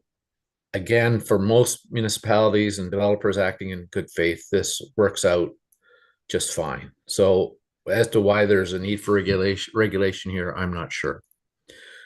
The second one says help enable bylaws to be amended to reduce development charge rates. That's probably a good change. What it says here is that municipalities have to do a background study to amend or reduce a development charge. I've been involved with municipalities who've given development charges holidays in order to encourage development. Say you wanted more rental housing to be built, then you would give a year where if you get your project built, you don't have to pay DCs. They're making it easier for that to happen. So the next slide starts with help enable use of non-residential buildings, construction price index, et cetera, et cetera. Basically, right now, your development charges are usually indexed to the cost of living based on an October date, and they automatically go up. Almost every development charge bylaw that I know of goes up like that. They're saying they would like to apply a new standard, the Stats Canada Non-Residential Building Construction Price Index for London. So whatever that index says at a certain period of time, you would be allowed to put your building permits up by. So I'm imagining that the cost of living, or sorry, the Stats Canada Non-Residential Building Construction Price Index for London is a lower increase than cost of living. So that'll restrict your ability to, if that index is in fact lower than COLA, you will lose ground on your development charges increasing from year to year. And the second one says create the regulation making authority to prescribe limits on recoverable capital costs. Again, this relates to what is a capital cost that's development charge eligible and what is not. It includes land acquisition costs. They're trying to make it more constant and predictable. And I would venture to say that probably only Watson could really tell you exactly what that means. But I get nervous when I hear things like another regulation making authority and making it constant and more predictable. The next slide says help enable developments to benefit from the lowest applicable DC rate. Right now, basically, you have to charge the lowest development charges rate by freezing it at the time of site plan approval or rezoning application for all developments. Right now, that's for rental housing and affordable housing. So if I apply for my rezoning in 2025 and I don't actually build my project to 2028 or 27 or whatever, if the development charges go up between 2025 and 2028, you can't pay that in, you don't have to pay that increase. If the frozen rate, so if you don't pay at site plan approval stage or sorry, rezoning stage, if you don't pay, if you choose to pay your development charges at the rezoning stage 2 years ago, say, and you happen to drop your development charges, then you get the benefit of the drop development charge if you wait. So I'm not sure how that's going to encourage housing, because, you know, I would, I guess I secure a rate and can go ahead earlier, but if I want to wait for them to fall, which this legislation is encouraged to do, then I might not encourage any housing. So I don't know how that one, I don't have a problem with freezing the development charges based on where you are on a rezoning application. I think that's fine, keeping them consistent. I don't think you'll lose a great deal other than whatever the increase is annually, but I don't think regulating that is necessary. The second one exempts long-term care homes from development charges. They do contribute to municipal growth-related costs, long-term care homes, but there definitely is a benefit to having them. We need more and more as we all age out. And so exempting them is probably a good thing, but your added cost as these things come in to emergency response, to servicing sewer and water and such, would not be covered under the Development Charges Act anymore. The next slide says help enable development to benefit from the lowest applicable development charge rate. Am I on the right one? Sorry, no, it's prescribed methodologies for calculating the benefit of new infrastructure. That allows the Lieutenant Governor and Council to make a regulation on how much an existing service benefits the municipality. Again, this relates to a lot like number 6, which is what's a growth related cost and what's a local cost and what's development charges eligible, but again, it's more regulation. And the final one deals with increased transparency through annual reporting. I don't think I can say anything particularly good about this one. It's increased reporting on development charges, including the current requirement that you spend 60% of your reserve fund on key infrastructure. So right now you're supposed to spend 60% of your development charges for water, roads, and wastewater. Now they're saying you have to spend 60% of your reserve fund on recreation, fire, and police development charges that you collect. And not only you have to be transparent and you have to do that, you also have to show background information on your website, that kind of thing, and make it public for developers, and they'll be looking for that information to come forward. So I think that's putting more onus and work on you, particularly in smaller municipalities, things like recreation expansions, fire department growth, that kind of thing can take a long time. So requiring you to spend 60% of that now rather than hold on to your reserve until you truly need it doesn't really help the situation. So that gives me a concern for you and how you spend your money, and your treasurer should talk to Watson about the implications of that, but certainly having concern about that is relevant now. And just the final thing I'd like to say is I'm sure most of you aren't old enough to remember reforming the Municipal Act. It was passed in 2001, and it had regulation going back to ancient times about spitting on sidewalks and parking your horse and buggy and such as thing. I believe the Planning Act is a statute now from 1990. It's been 35 years. I think streamlining the Planning Act, or requiring the province to streamline the Planning Act and bring it up to date and shorten it, would be a lot better than mandating standard official plans and development charges bylaws. So I don't know whether you want to add that in, but it sure would be nice not to have to use modern ways of informing people and consulting with people, and changing the Planning Act and make it far less complicated would be really helpful and streamline and let things move forward quickly. So that's all I have to say. And I think Ken does the conclusion. Thanks, Bill. And I'll just keep this quick because this was a lot of information for us to give you, and I'm sure that you're eager to have a couple minutes break. But I'll just say that we do appear to be one of the municipalities in gray that's gotten out ahead of this. So thanks to Scott at the county for arranging a meeting this week with all of the planners in Grey County to discuss Bill 5 and 17. Our reports have been shared. I'm also going to share a link to this YouTube once the council meeting is recorded and placed on YouTube so that any of the planners can watch and see the questions that council has raised to help spark that discussion. I think it's safe to say that that Bill 17 has some positives, but a lot of very much concerning and unknowns, far more unknowns than positive, I would say. But that we do want to put together some commentary to send to the province. So expect a report next council on what that will be. Likely it will be the table corrected in the report, but any other comments that council wishes to provide. So Bill and I are going to be taking notes if there's any further discussion, although if you want to take a break first, that's fine. And we'll piece together something for next council. I will just say that I am extremely tired from piecing this report together. Jim will know how I was up quite late on Monday night and Tuesday, but we're open to any questions. Very good. Thank you, Ken, and thank you, Bill. Barb, you had a question. I'll be quick. Everybody wants a break. I appreciate the opportunity and the work that has gone into this because, you know, the province is great about, you know, look over here, don't look over here. But I have a couple of questions. Wasn't the provincial planning statement just released in 2024 or 2023?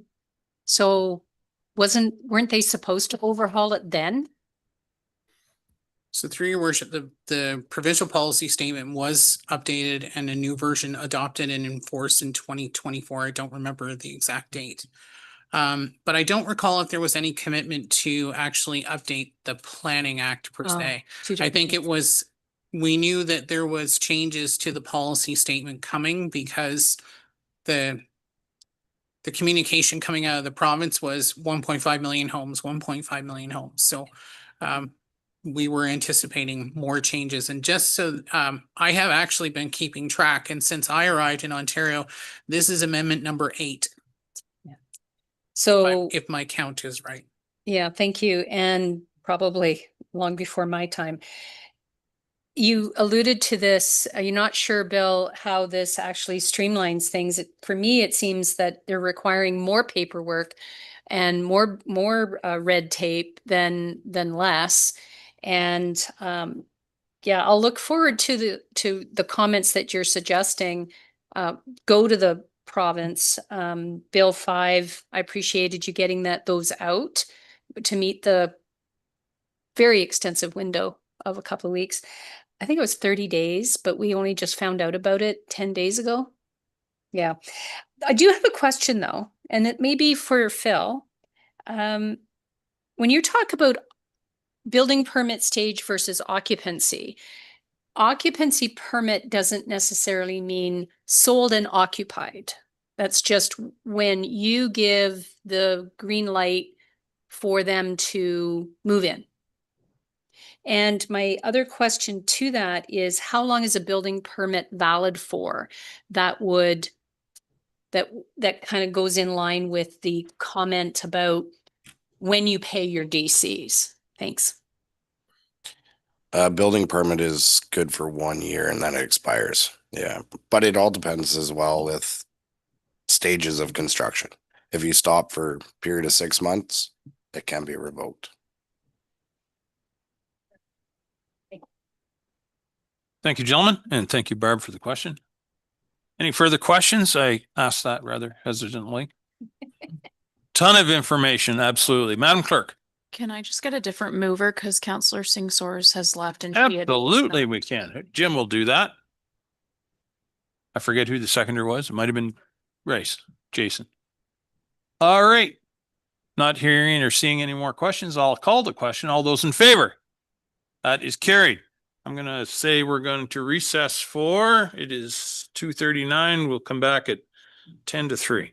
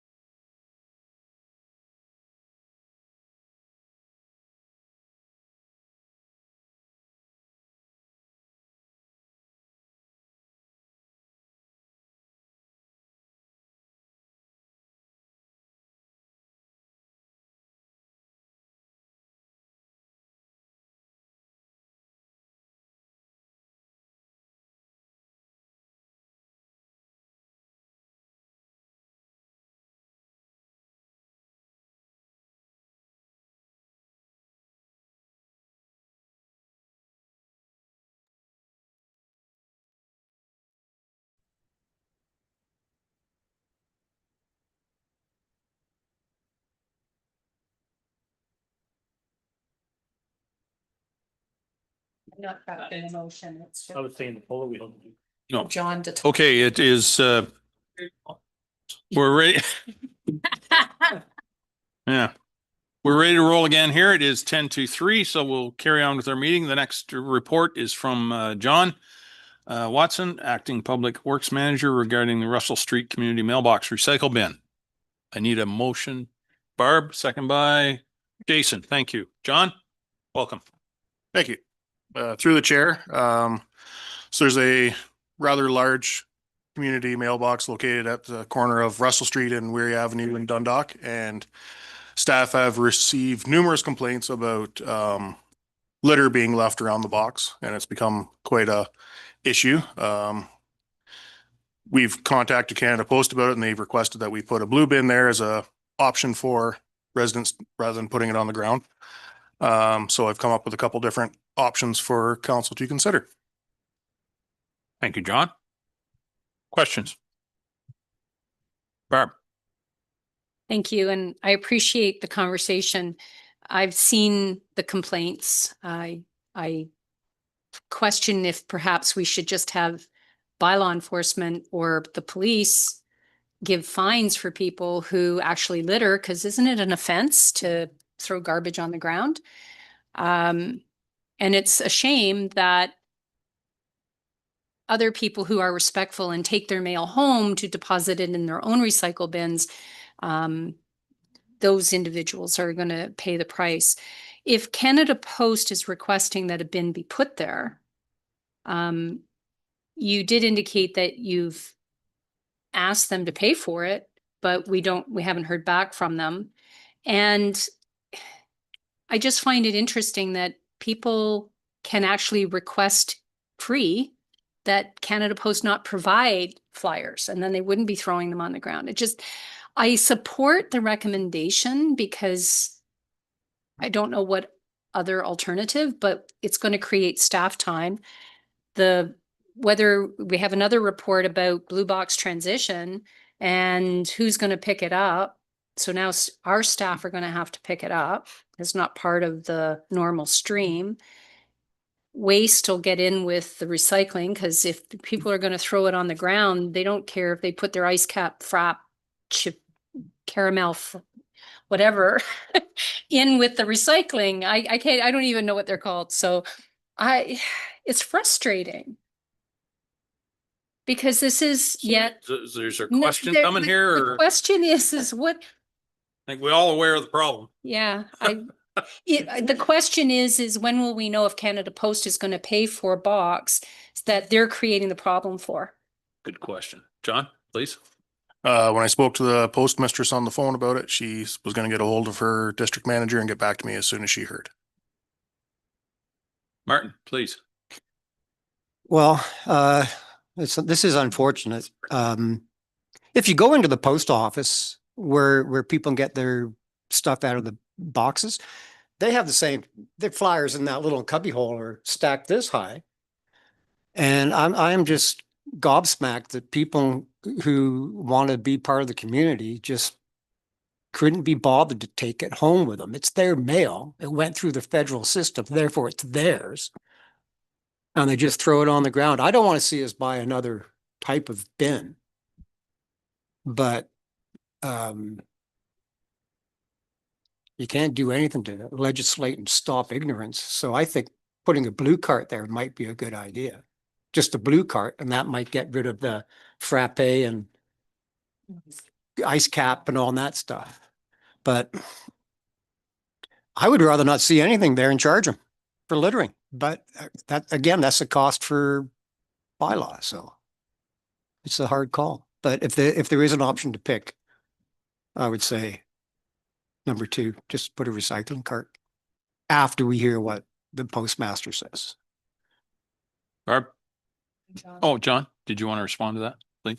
I just say, yeah, we start off with a blue cart, but I can foresee the contamination rate being so high that it would have to end up going to the landfill anyways. So at least with the dual stream bin there, that we could still keep recycling and garbage separate, where it would keep something out of the landfill then.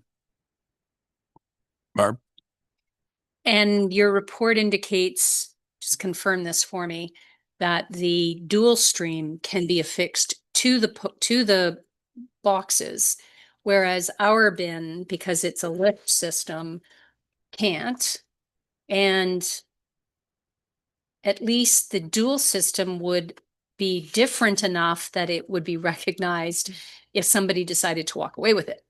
Whereas the blue bin, even though they are coded, could easily be, hey, I need a new recycle bin. I'm just going to take this home. If they're going to litter, they may as well just steal a new recycle bin. Yes, that's correct. Martin. Yeah, that's a good point. I never really thought of that. And it does remind me of an email that we all had about a totally different subject, but people out in that way, if they're more than willing to put it in the cart, you could bet, I guess, if it's not attached to the actual thing, you're gonna find it in the middle of the street with a pile in there too. So I'll take back what I said about that. No, I never thought of that. I never thought of that aspect, so. Thanks, Martin. Jason?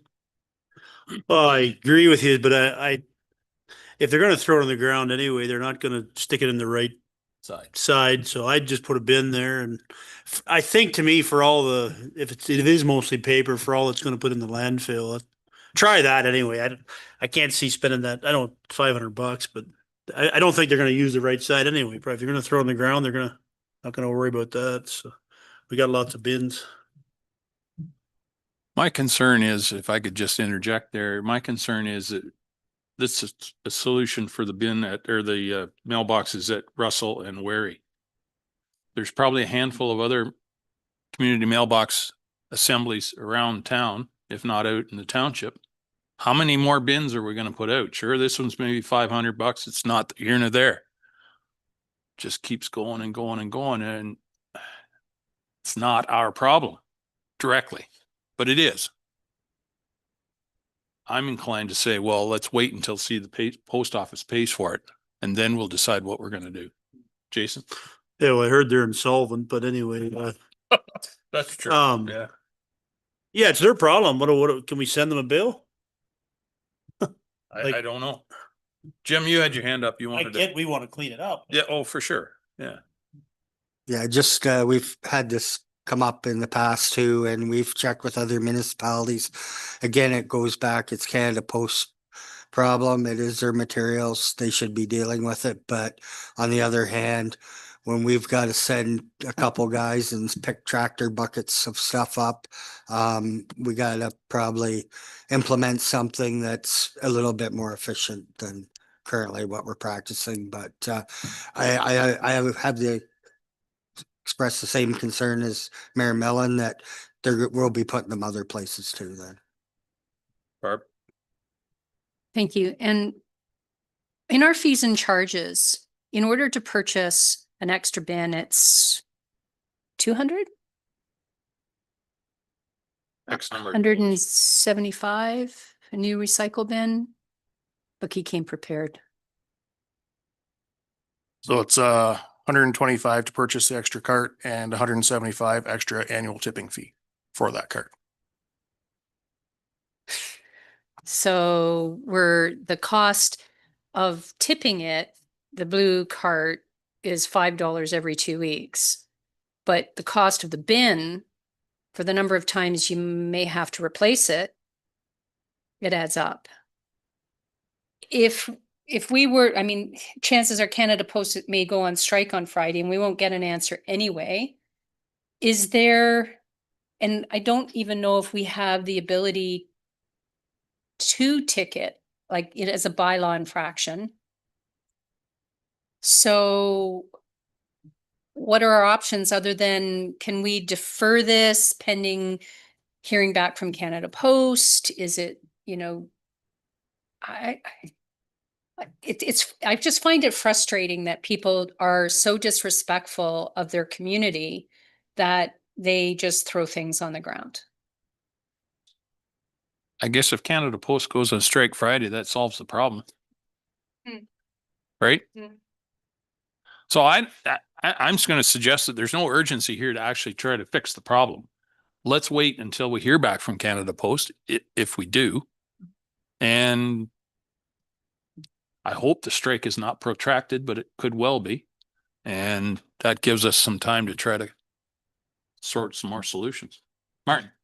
Just Jim, would it be feasible to put, do not litter, fine this just as an impediment? You know, people see that and says, oh, yeah, fine, litter. Yeah, maybe I shouldn't. Could we put that? And maybe charge that back because it is going to be going on Canada Post property too. So there are ways to get around it without, I guess. Jim? I guess it could be a deterrent or it's something we could try. Again, we're in some areas that, yeah, the services are there. There is occupancy, but we don't have assumption too. So I'm skeptical. it's kind of a gray area. Yeah. It's Barb? Yeah, I'm inclined to defer. I don't know if it's through the clerk, refer back to staff or defer pending, Resolution of the you know, postal strike or resolution of hearing back. hearing, yeah, pending more negotiations with Canada Post. And in the meantime, I think you've asked them to put could they put in a notice to people that they can opt out of flyers? If you don't want them, Let us know. don't get them. And there's no charge for that. Madam Clerk? Through you, it would be a referral. With a deferral, you have to have a meeting date to send it to. And if we don't know what's going on with Canada Post, then we can't set that date. So it'd just be refer back to staff pending negotiations with Canada Post. I would so move. All right, second. Martin, thank you. Any further discussion? All those in favor? That's carried. Thank you, John. Took a flyer on that, eh? Sorry. Not going to get any better. Chief Administrative Officer, Jim has a couple of reports here. The first one's blue box transition. Someone care to move that, please? Jim, thank you. And Martin, thank you. Jim? okay, let's talk about Blue Box since we're just were. So this regulation went in effect in 21 and Blue Box with the pros taking responsibility and the municipalities being transitioned into the new legislation. We were transitioned October 1st, 2023, and we went in under agreement under CMO to provide curbside collection for the interim of the transition date for full producer responsibility as of January 1, 2026. And at that point in time, there was RFP put out to provide service for curbside collection in catchment areas throughout the province. At that point in time, Southgate couldn't put a response into that proposal because we would have to take on Grey and Bruce counties. And I don't think we're interested in that kind of operation. So we have been approached by Waste Management who got catchment 17, which is Grey Bruce, for collections for Blue Box curbside. And whether we would be a subcontractor to them, we'd be under their jurisdiction to deal with and negotiate an agreement and have to follow their terms and any recommendations. We'd be under their policing for curbside collection of Blue Box. They initially have told us that we cannot collect organics at the same time, that we would only be able to provide eligible source collection, which is residents, multi-residential buildings, schools, non-profit, long-term and retirement homes, and the public spaces, parks and playgrounds that we currently have in the system, which is 24 receptacles. And then again, with the transition in 26 to the non-eligible or commercial farms that are recognized through the MPAC series of 200, and municipal buildings and the library and the arena, they're excluded. Industrial, commercial, institutional, including the downtown business area, is ineligible. Churches, places of worship, non-for-profit organization, daycares, campgrounds, or trailer parks. So there's a bunch of options here we've looked at to go a little bit deeper. We've given some detail, some options, but what we're looking for right now, whether we go into negotiations with Waste Management for curbside collection or let them take it on. It is noted that we'd be the only one in Grey Bruce being a subcontractor, and in the province, there's less than 10, like we're hearing maybe 4 or 5 that are providing the service or going to continue. So we do through this report recognize the value of continuing transfer station depot collection service. We will be on the hook to pay for that, whether it's eligible or ineligible services. But I think that's the right approach, at least to have that available. And then again, there's the other option if council would like us to explore looking at collecting the ineligible sources separately. If we were in residential, we couldn't collect them at the same point in time. It would be a different route to go around for ineligible sources. But that would be based on whether we just fund that through general taxation as currently, or that we look at a model that we would implement a user pay system if you were classified in those series 200, 400, 500, 600, 700, etc. That if you are in that classification, you would have a user pay.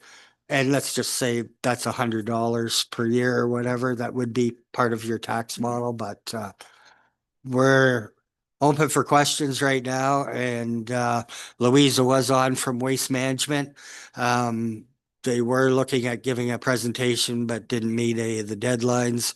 And so we're looking for questions, feedback, and which options to pursue a little bit further at this point in time, and come back again with what we find out. Okay, thank you, Jim. Questions? Sorry? I don't think we have a mover and seconder. Clerk didn't ask me for one.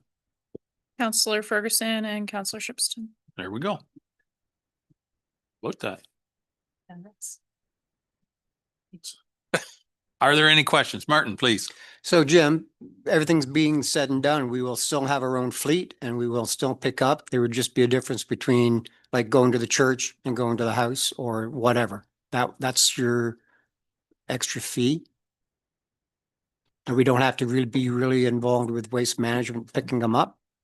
I'm only saying this because at every conference I've ever been to, and I started talking about what we do, everybody's gobsmacked. A little township doing some of the most futuristic and great things like the organics. How big is your township and you're doing organics and composting? And so I would hate to lose any of that with this new program. Are we going to lose anything like that? Jim?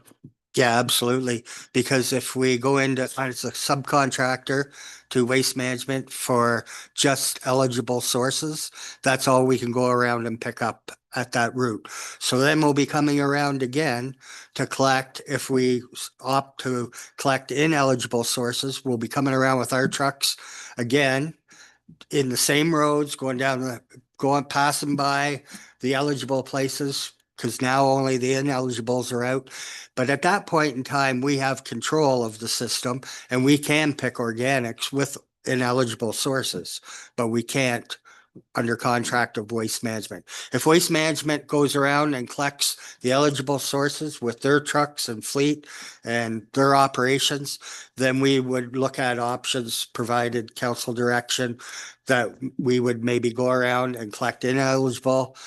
They could be on the same day, but we could pick organics at the same time as a possibility looking into. Okay. But Barb? we Oh. can't do both. We can't do both. Yeah. Barb?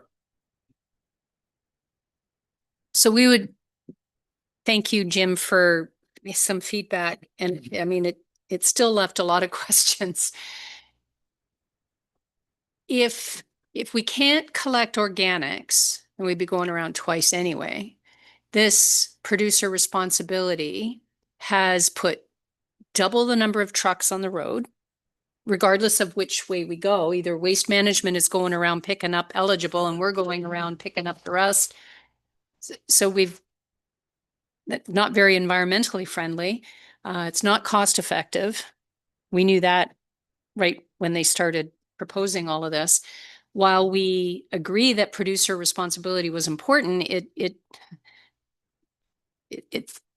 they got it wrong again. But anyway, I am inclined to let Waste Management look after their own pickup. To your point, I wouldn't want us having to follow their rules. And when the complaints start coming in that they didn't pick up the bin, or they were late, or they broke down and they don't communicate as well as we do, because I see it all the time on Facebook, then it's their problem, not ours. And I'm not sure what direction, if we're just having the conversation and you're going to come back with another report based on our discussion. I would like to see us continue with the ineligible somehow, whether that's, I don't know how that works, but I guess you'll figure that out. We've done such a great job. As Martin says, Southgate was ahead of their time with the full waste diversion program that has been offered. And I'd like to see us continue to look after the environment as best we can. And I'm not sure what the cost of that is going to be to residents, because once again, we're reducing the service and it's not saving us anything. And I'd be inclined to let Waste Management do the eligible, and we come up with a plan to look after ineligible and compost and waste. I'm not sure compost to organics every other week is pleasing. Just for me, it would be fine because I don't fill up my bin except for maybe twice a year. But for people who live in the urban area and having organics in there for 2 weeks, it can probably get a little stinky. But I'll leave that with staff to come up with some suggestions. For now, I say let's explore Waste Management doing what they're supposed to be doing. And I think I was just going to suggest, I think that would be a good place to start, to give staff direction, and then they can explore how to deal with the non-eligible and the balance of it. Any other thoughts, Jason, please? Yeah, no, reading it, I would agree to give it to Waste Management. I just wondered, Jim, if you how much percentage would the non-eligibles be, would you say, out of our recycling? If I recall right, I think there's currently, and it's structured a little differently right now because of the transition, but I think there's about 70. But we're going to have to take a good hard look at the 200 series commercial farms, because right now we are collecting some of them, or most of them. They might be coming out of that bucket. So Nicole did run a report for me. We do have some background information, but that would come in a further report with dissecting where we need to go to. So right. I just want to point out too that it says in the report, and I didn't mention it, the Waste Management and their obligation is only to pick one blue card for each eligible stop. So some have 2 or 3 and some maybe more. They will be cut back to 1. So that's why it's very important that we give them the option at least to take to the transfer station. It's not going to be resident satisfaction. That's for sure. We will hear about it. But again, the province has put this on to us this way, and this is how it's going to play out.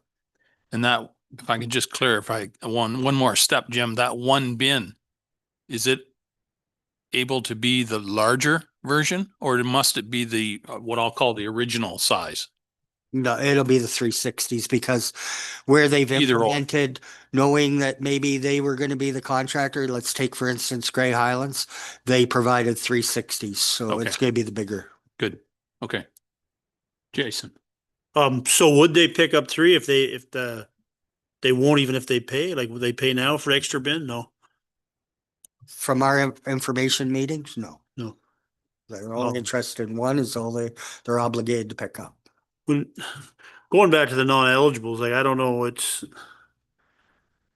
you start running around with trucks all over again for that much. Like, I'm just wondering how big of a, if you're providing the bins at the transfer station anyway, you're like, it's going to add a lot of money driving around again with that truck after they've already been picked up, the eligible stuff. Like, how much more is that bit going to add to the landfill? I know we all want to be but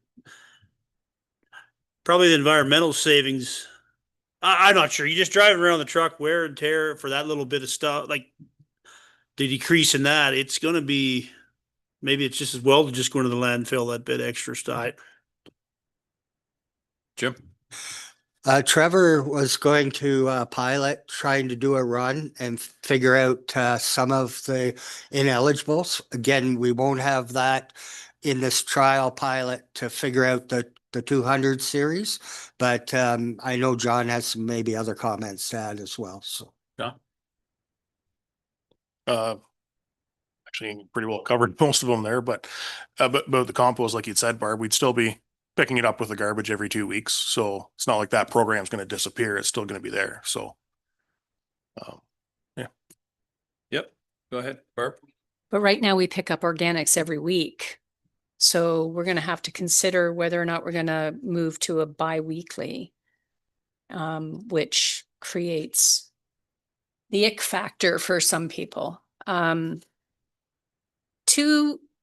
To your point, Jim, because I hadn't thought about the residences that had multiple bins. I don't know where they get it all from, but compressing, encouraging them to compress their plastic and their corrugate and all of that to make more space. So I know that I'm supportive of, give it to them, let them deal with it. They want it. And there's no way we're going to be walking away from it. But if we were to pick up the recycling, if we were to subcontract, and they're only going to pay us for a percentage, can we still pick up the ineligible with that? And they just pay us for what's eligible? So we're still having to go around more than once. It's not like, oh, subcontract us. Yeah, I understand the organics. You can't pick up the organics, but we can't pick up the extra bins. Thank you. Jim.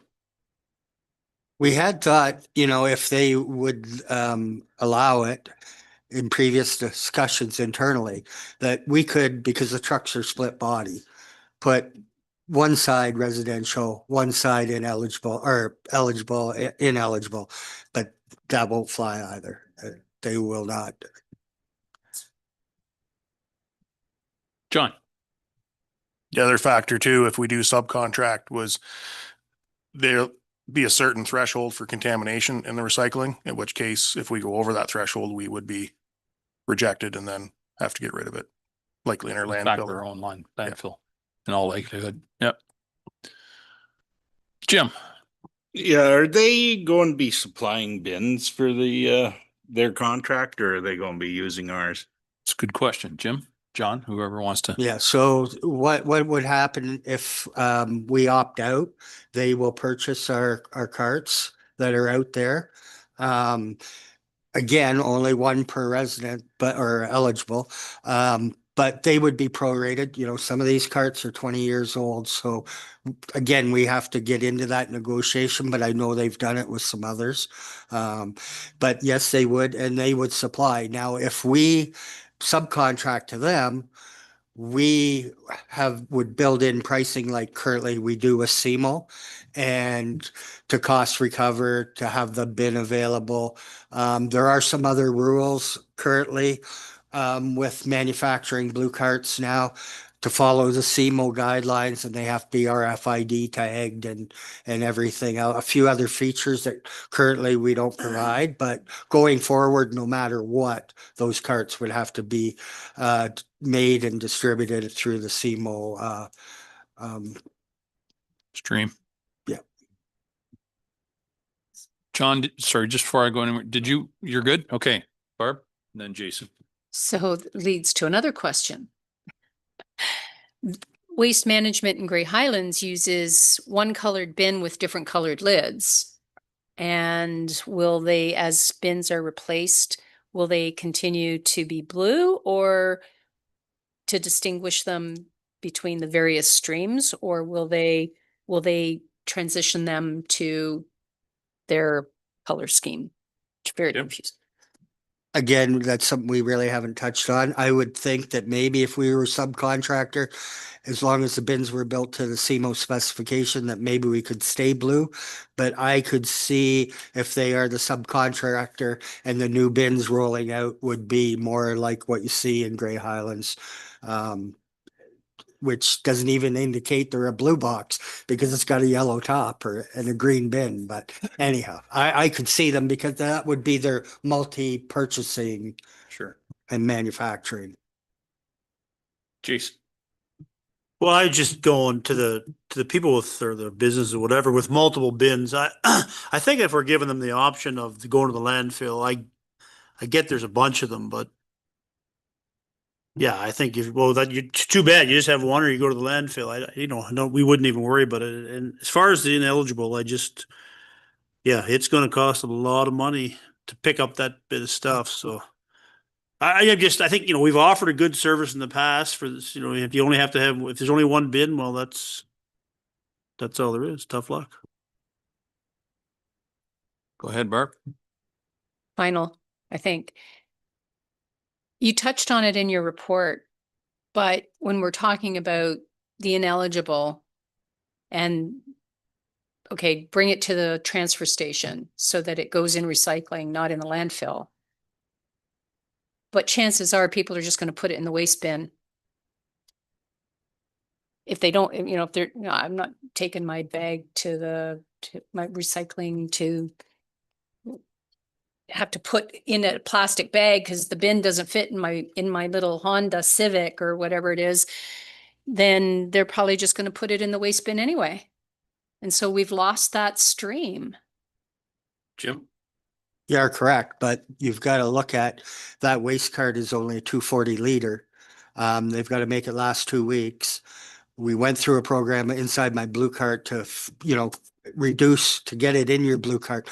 But if they cannot get their stuff all in that cart, then they're going to have to, if they don't already have an additional one, but any over the one that they're allowed, they're paying that tipping fee of $175 per year. So if they want to, right now we're saying probably they're taking their recycling to the transfer station for free, even though there's a cost of doing business for the municipality. If they continue to want to put it in gray carts, they're going to have to pay for it. So, Madam Clerk, I'm wondering how that motion might look, or maybe Jim would know how that motion might look to provide. I'm hearing that council is not interested in being a subcontractor. Jim, does that give you enough direction to start figuring out how we will accommodate this? Jim, go ahead. Well, again, there is some 7 or so options here. Yep. The first one is that if council decides Waste Management provides that curbside collection, so that's option 1. But then the other ones we would roll into looking a little deeper into, whether that's all of them you want us to check out, or if you want to pick a couple out to say, or if you want to, Okay. like, obviously, if we pick number one, number two would come out of it. Right. Oh, okay. But I mean, number three, we could look what user pay system is. Look at continuing for number four, non-eligible, or you pick five, discontinue non-eligible curbside. Okay. Just like that. Or, sorry, number. Sorry, 134. 1, 3, 4. Yep. So if we were to select 1, 3, 4, and you come back, that's what you're gonna go and look at, what that would look like. We might, through that report, determine we can't collect non-eligible sources. That might be the outcome of. Yeah, this isn't a drop dead Okay, decision. then It's just I would recommend 1, 3, 4. okay. What? Jim? Sorry, if I can just add, we need direction on 6 and 7 too, because that's the transfer stations. Whether you want us to discontinue or look at. Yeah. Yes. 6. Yeah. So Madam Clerk, I think the motion would need to reflect that the council is in support of support of staff researching 1, 3, 4, and 6. So it'd be, the second clause would be amended that council directs staff to investigate options 1, 3, 4, and 6 as provided in the staff report and report back with further information. Yep. Mover for that. Martin, second. Jim? So this is an amendment? Yes. Okay, so any more discussion on the amendment? Not seeing any. All those in favor? That is carried. Now we're back to the motion as amended. And we already have a mover and seconder, I believe. Any further discussion on it? All in favor? That is carried. Thank you, Jim. Next one is question about if there's any interest in requesting delegations for the AMO conference. I kind of forget who all is going to the AMO conference. I know I am. Barb is. Anyone else? Jim is. Yeah, I think maybe Monica is as well. Any requests for delegations or any thoughts on when's the deadline, Jim, to submit requests? I think it's May 30th, so this is our only kick at the can Right. here, so. yeah. or So can, I you'll be should say. submitting that week of the 30th. If there are any, are you suggesting any, Jim? I just put a couple there. I know a while ago, a discussion with Mayor Mellon was about strong mayor powers. I know I have a CAO meeting Friday, and I know this is on topic about delegations too. So whether there's some joint synergies, maybe. But and then obviously Bill 517 just crept up. So, Okay. but just looking for. Well, in any case, if anybody has any thoughts of adding another request, by all means, let Jim know in the next, I'd say, week. For sure. Okay. Martin? Well, I think we all know how we feel about strong mayor powers, but if there is a delegation for all the CAOs, that's fine. But I think Bill 5 should be there, okay. along with anything else we think of in the meantime. Sure. It's, strong mayor powers is delegated whether you want to use it or not, if I get it right. So Sure. it's a moot point, really, I think. So definitely number 2, Bill. Okay. Jim, Bill 5. Too many, Bill, too many names. Barb? And any other bills that come up between now and August? Yeah, And then Can we exactly. have a blanket? Mover and seconder on that. I'll Jim and Barb, thank you. That request delegations related to strong mayors, and do we need to put that in there? No. I Okay. don't think we need All right. anything specific. Any Jim. further discussion on that one? All those in favor? That is carried. Thank you, Jim. Any notice of motion? Not seeing any. Consent agenda. So this is the first go with, as I mentioned at the start, with the new procedural bylaw. So what I'm going to suggest is, I'm going to ask, you see the consent agenda items there. If anybody wants to make comments or ask questions or give further direction, They ask me to remove them from the consent list. We will then have a motion to approve the consent agenda, save and accept the items that have been pulled. We will do that motion, we will vote on it, and then we will discuss the motions or the items that wish to be, that have been pulled. Okay? All right. So we're on the consent agenda. There are 7, I believe there, 6 items. Does anyone wish to have any of those removed for discussion? Barb? 11.3, please. Okay. Anyone else? Don't be sorry.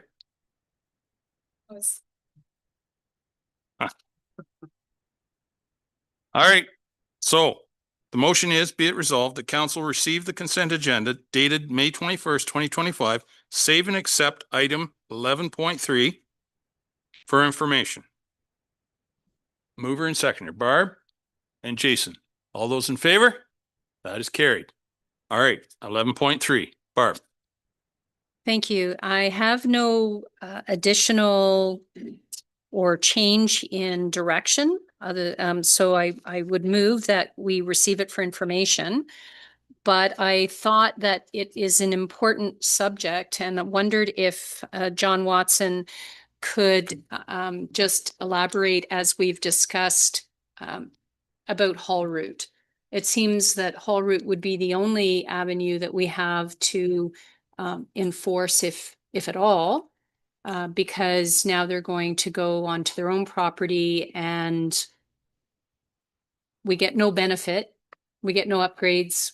We will now have to hire individuals to do the work that we were going to get benefit from. But so the outstanding concern that I have is haul route. If you could maybe just elaborate on what, if anything, I know that you've responded to me, but I think it's important that we verbalize it for others. So I need a seconder for that motion first. Martin, thank you. John? So yeah, there's really not much we can do to dictate their haul routes. In the operational plan for their gravel pit, the only mention of a haul route is an internal route through the laneway out to Gray Road 109. Naturally, they will use the better built county roads and highways for hauling, but if there is a local job, which there will be eventually, they will potentially take other roads, like township roads or whatever, that to get them there. Okay, Barb? So the haul route through their pit is to 109, but there is no prohibition about, if there was a project, obviously, repairing the intersection at 109 and 12, of course, they're going to go south. But there is nothing in the haul route that requires them to go north unless the project otherwise dictates. So now we could have all those asphalt trucks going out to 109 and heading through the village. Yes, correct. And while Southgate Road 14 is not built to accommodate, and why would they take it out to Highway 6? If they thought that was a wise decision on their part, they could do so, because we have no control over the haul route. Yes, that's correct. Yep. Okay. Any other? Oh, Jason? Well, how did we have control over it before when it's a county road anyways? John? It was in the agreement that they had to go to and from the north out of Lewis's laneway there. So unless they had a job to the south, then they would go that way. But other than that, they would go north out of Lewis's. So is that something that county could do?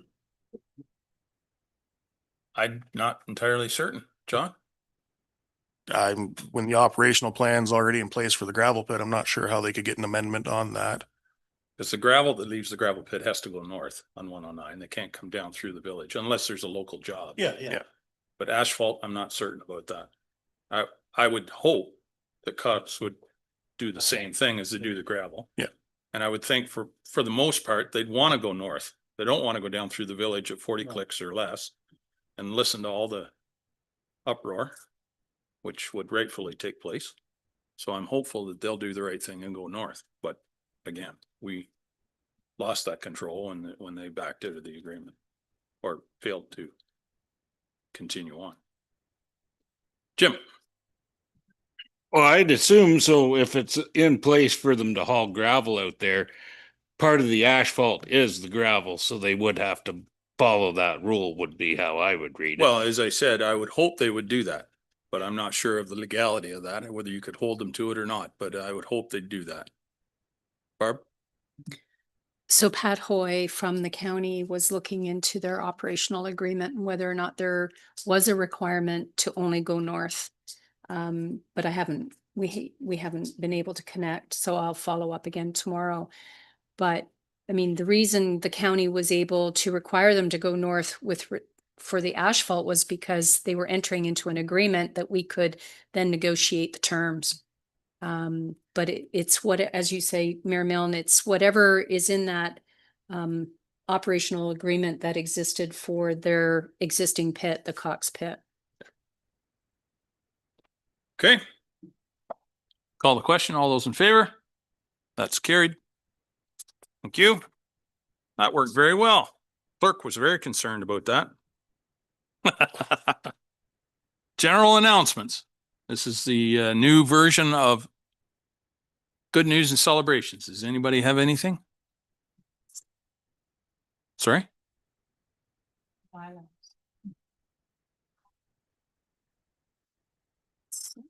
So the only thing I have to contribute is that yesterday I had a really good meeting with Chief Sherry Lynn Hill from Six Nations. Her and her executive assistant were up, and we sat down for probably an hour at the Hopeville office. Had a really good chat about a number of things. She didn't have any burning issues, concerns, or anything of that nature regarding Southgate. It was more a goodwill tour, so to speak. She was also meeting with Mayor McQueen in Grey Highlands, and then she was meeting with Warden Matrosovs at the county. I think it was just a good exercise. As you've heard me probably say, former Chief Ava Hill, I don't believe they're related. She used to often say, be a friend before you need a friend. And I think that was a big part of the reason. Like any relationship, you need to work at it, build those relationships, and it was a really good exercise. So that's hence the little pamphlets that I handed out. I've asked Brenna to see if we can't somehow include Six Nations in some manner in our 25th celebrations. So Brenna's on that. So we'll see what comes of that. Sure. I'm not sure we're supposed to ask questions, but great meet. That's wonderful. Did they give any indication their position on the new bills that are being proposed and how they might affect the duty to consult, environmental impact studies? Did they speak anything about that? Yeah, Chief Hill's very concerned about Bill 5 particularly. Hopefully To say that Six Nations is enamored with the current government, what might be a little bit of a stretch, but they're willing to work with anybody. Yeah, they have some real strong concerns. Anyone else have any other general announcements, so to speak? Okay, not hearing any. Moving on. Bylaws. Madam Clerk, you want to do this the same as we do consent? That's Yes, you right. do. Yeah, they're all passed with one motion. All right, then. So we have 3 bylaws there. One is to appoint Deputy Fire Chief Richard Amiotte, RJ. Another bylaw, Committee of Adjustment Procedural Bylaw, and the Planning Committee Terms of Reference. Does anyone wish any of those to be removed for further discussion? Barb? I just think that it would be Which one? 13.1. Thank you. I know what you're going to do. I know what you're thinking, but we're going to do this consistently. Anyone else want any removed? Okay, so the motion is we're going to accept the 2 with save and exception 13.1. I need a mover and a seconder. Barb and Jason, thank you. All those in favor? That is carried. 13.1. Barb. Did you want to say No, anything? go ahead. Well, I want to receive it I absolutely do the administrative, pass it and enter it into the bylaw book, but I mean, this is a big deal, and I think I'd like to extend congratulations to RJ on his appointment as the deputy fire chief. Absolutely. Absolutely. Yeah. I do need a mover and seconder now. Oh, yeah. That's been passed. Well, Barb's going to move it presumably because she pulled it, right? Barb? Absolutely, and I guess it's be it resolved that bylaw 2025-064 be read a first, second, third time, finally passed, signed by the mayor and the clerk, Yep. and sealed with the seal of the corporation and entered into the bylaw book. Excellent. Seconder? Martin, thank you. And indeed, congratulations to RJ. All those in favor? That's carried. Closed meeting. So we have a brief closed meeting to deal with two items. So the motion is, be it resolved, the council proceed into closed session at, what is it, 3:40? Point of, just a point of order. Yes. The clerk would like a motion to go past 4. You're not if- very optimistic, are you? Oh, And it should be done better to be done in open, right? all right. Okay, Moved by I do move. Barb, second by Martin. Jason, Martin, take your pick. That we go past noon, all those, or past 4 o'clock. All those in favor? That is carried. Okay. Sorry, Jim. So the council proceed in closed session at 3:40 in order to address matters relating to litigation, potential litigation, including matters before administrative tribunals affecting the municipality or local board, specifically litigation update and a proposed or pending acquisition or disposition of land by the municipality or local board, specifically acquisition of land update, and that all those required remain in attendance. Do I have a mover and second for that? No, Barb and Jason. All those in favor? That's carried.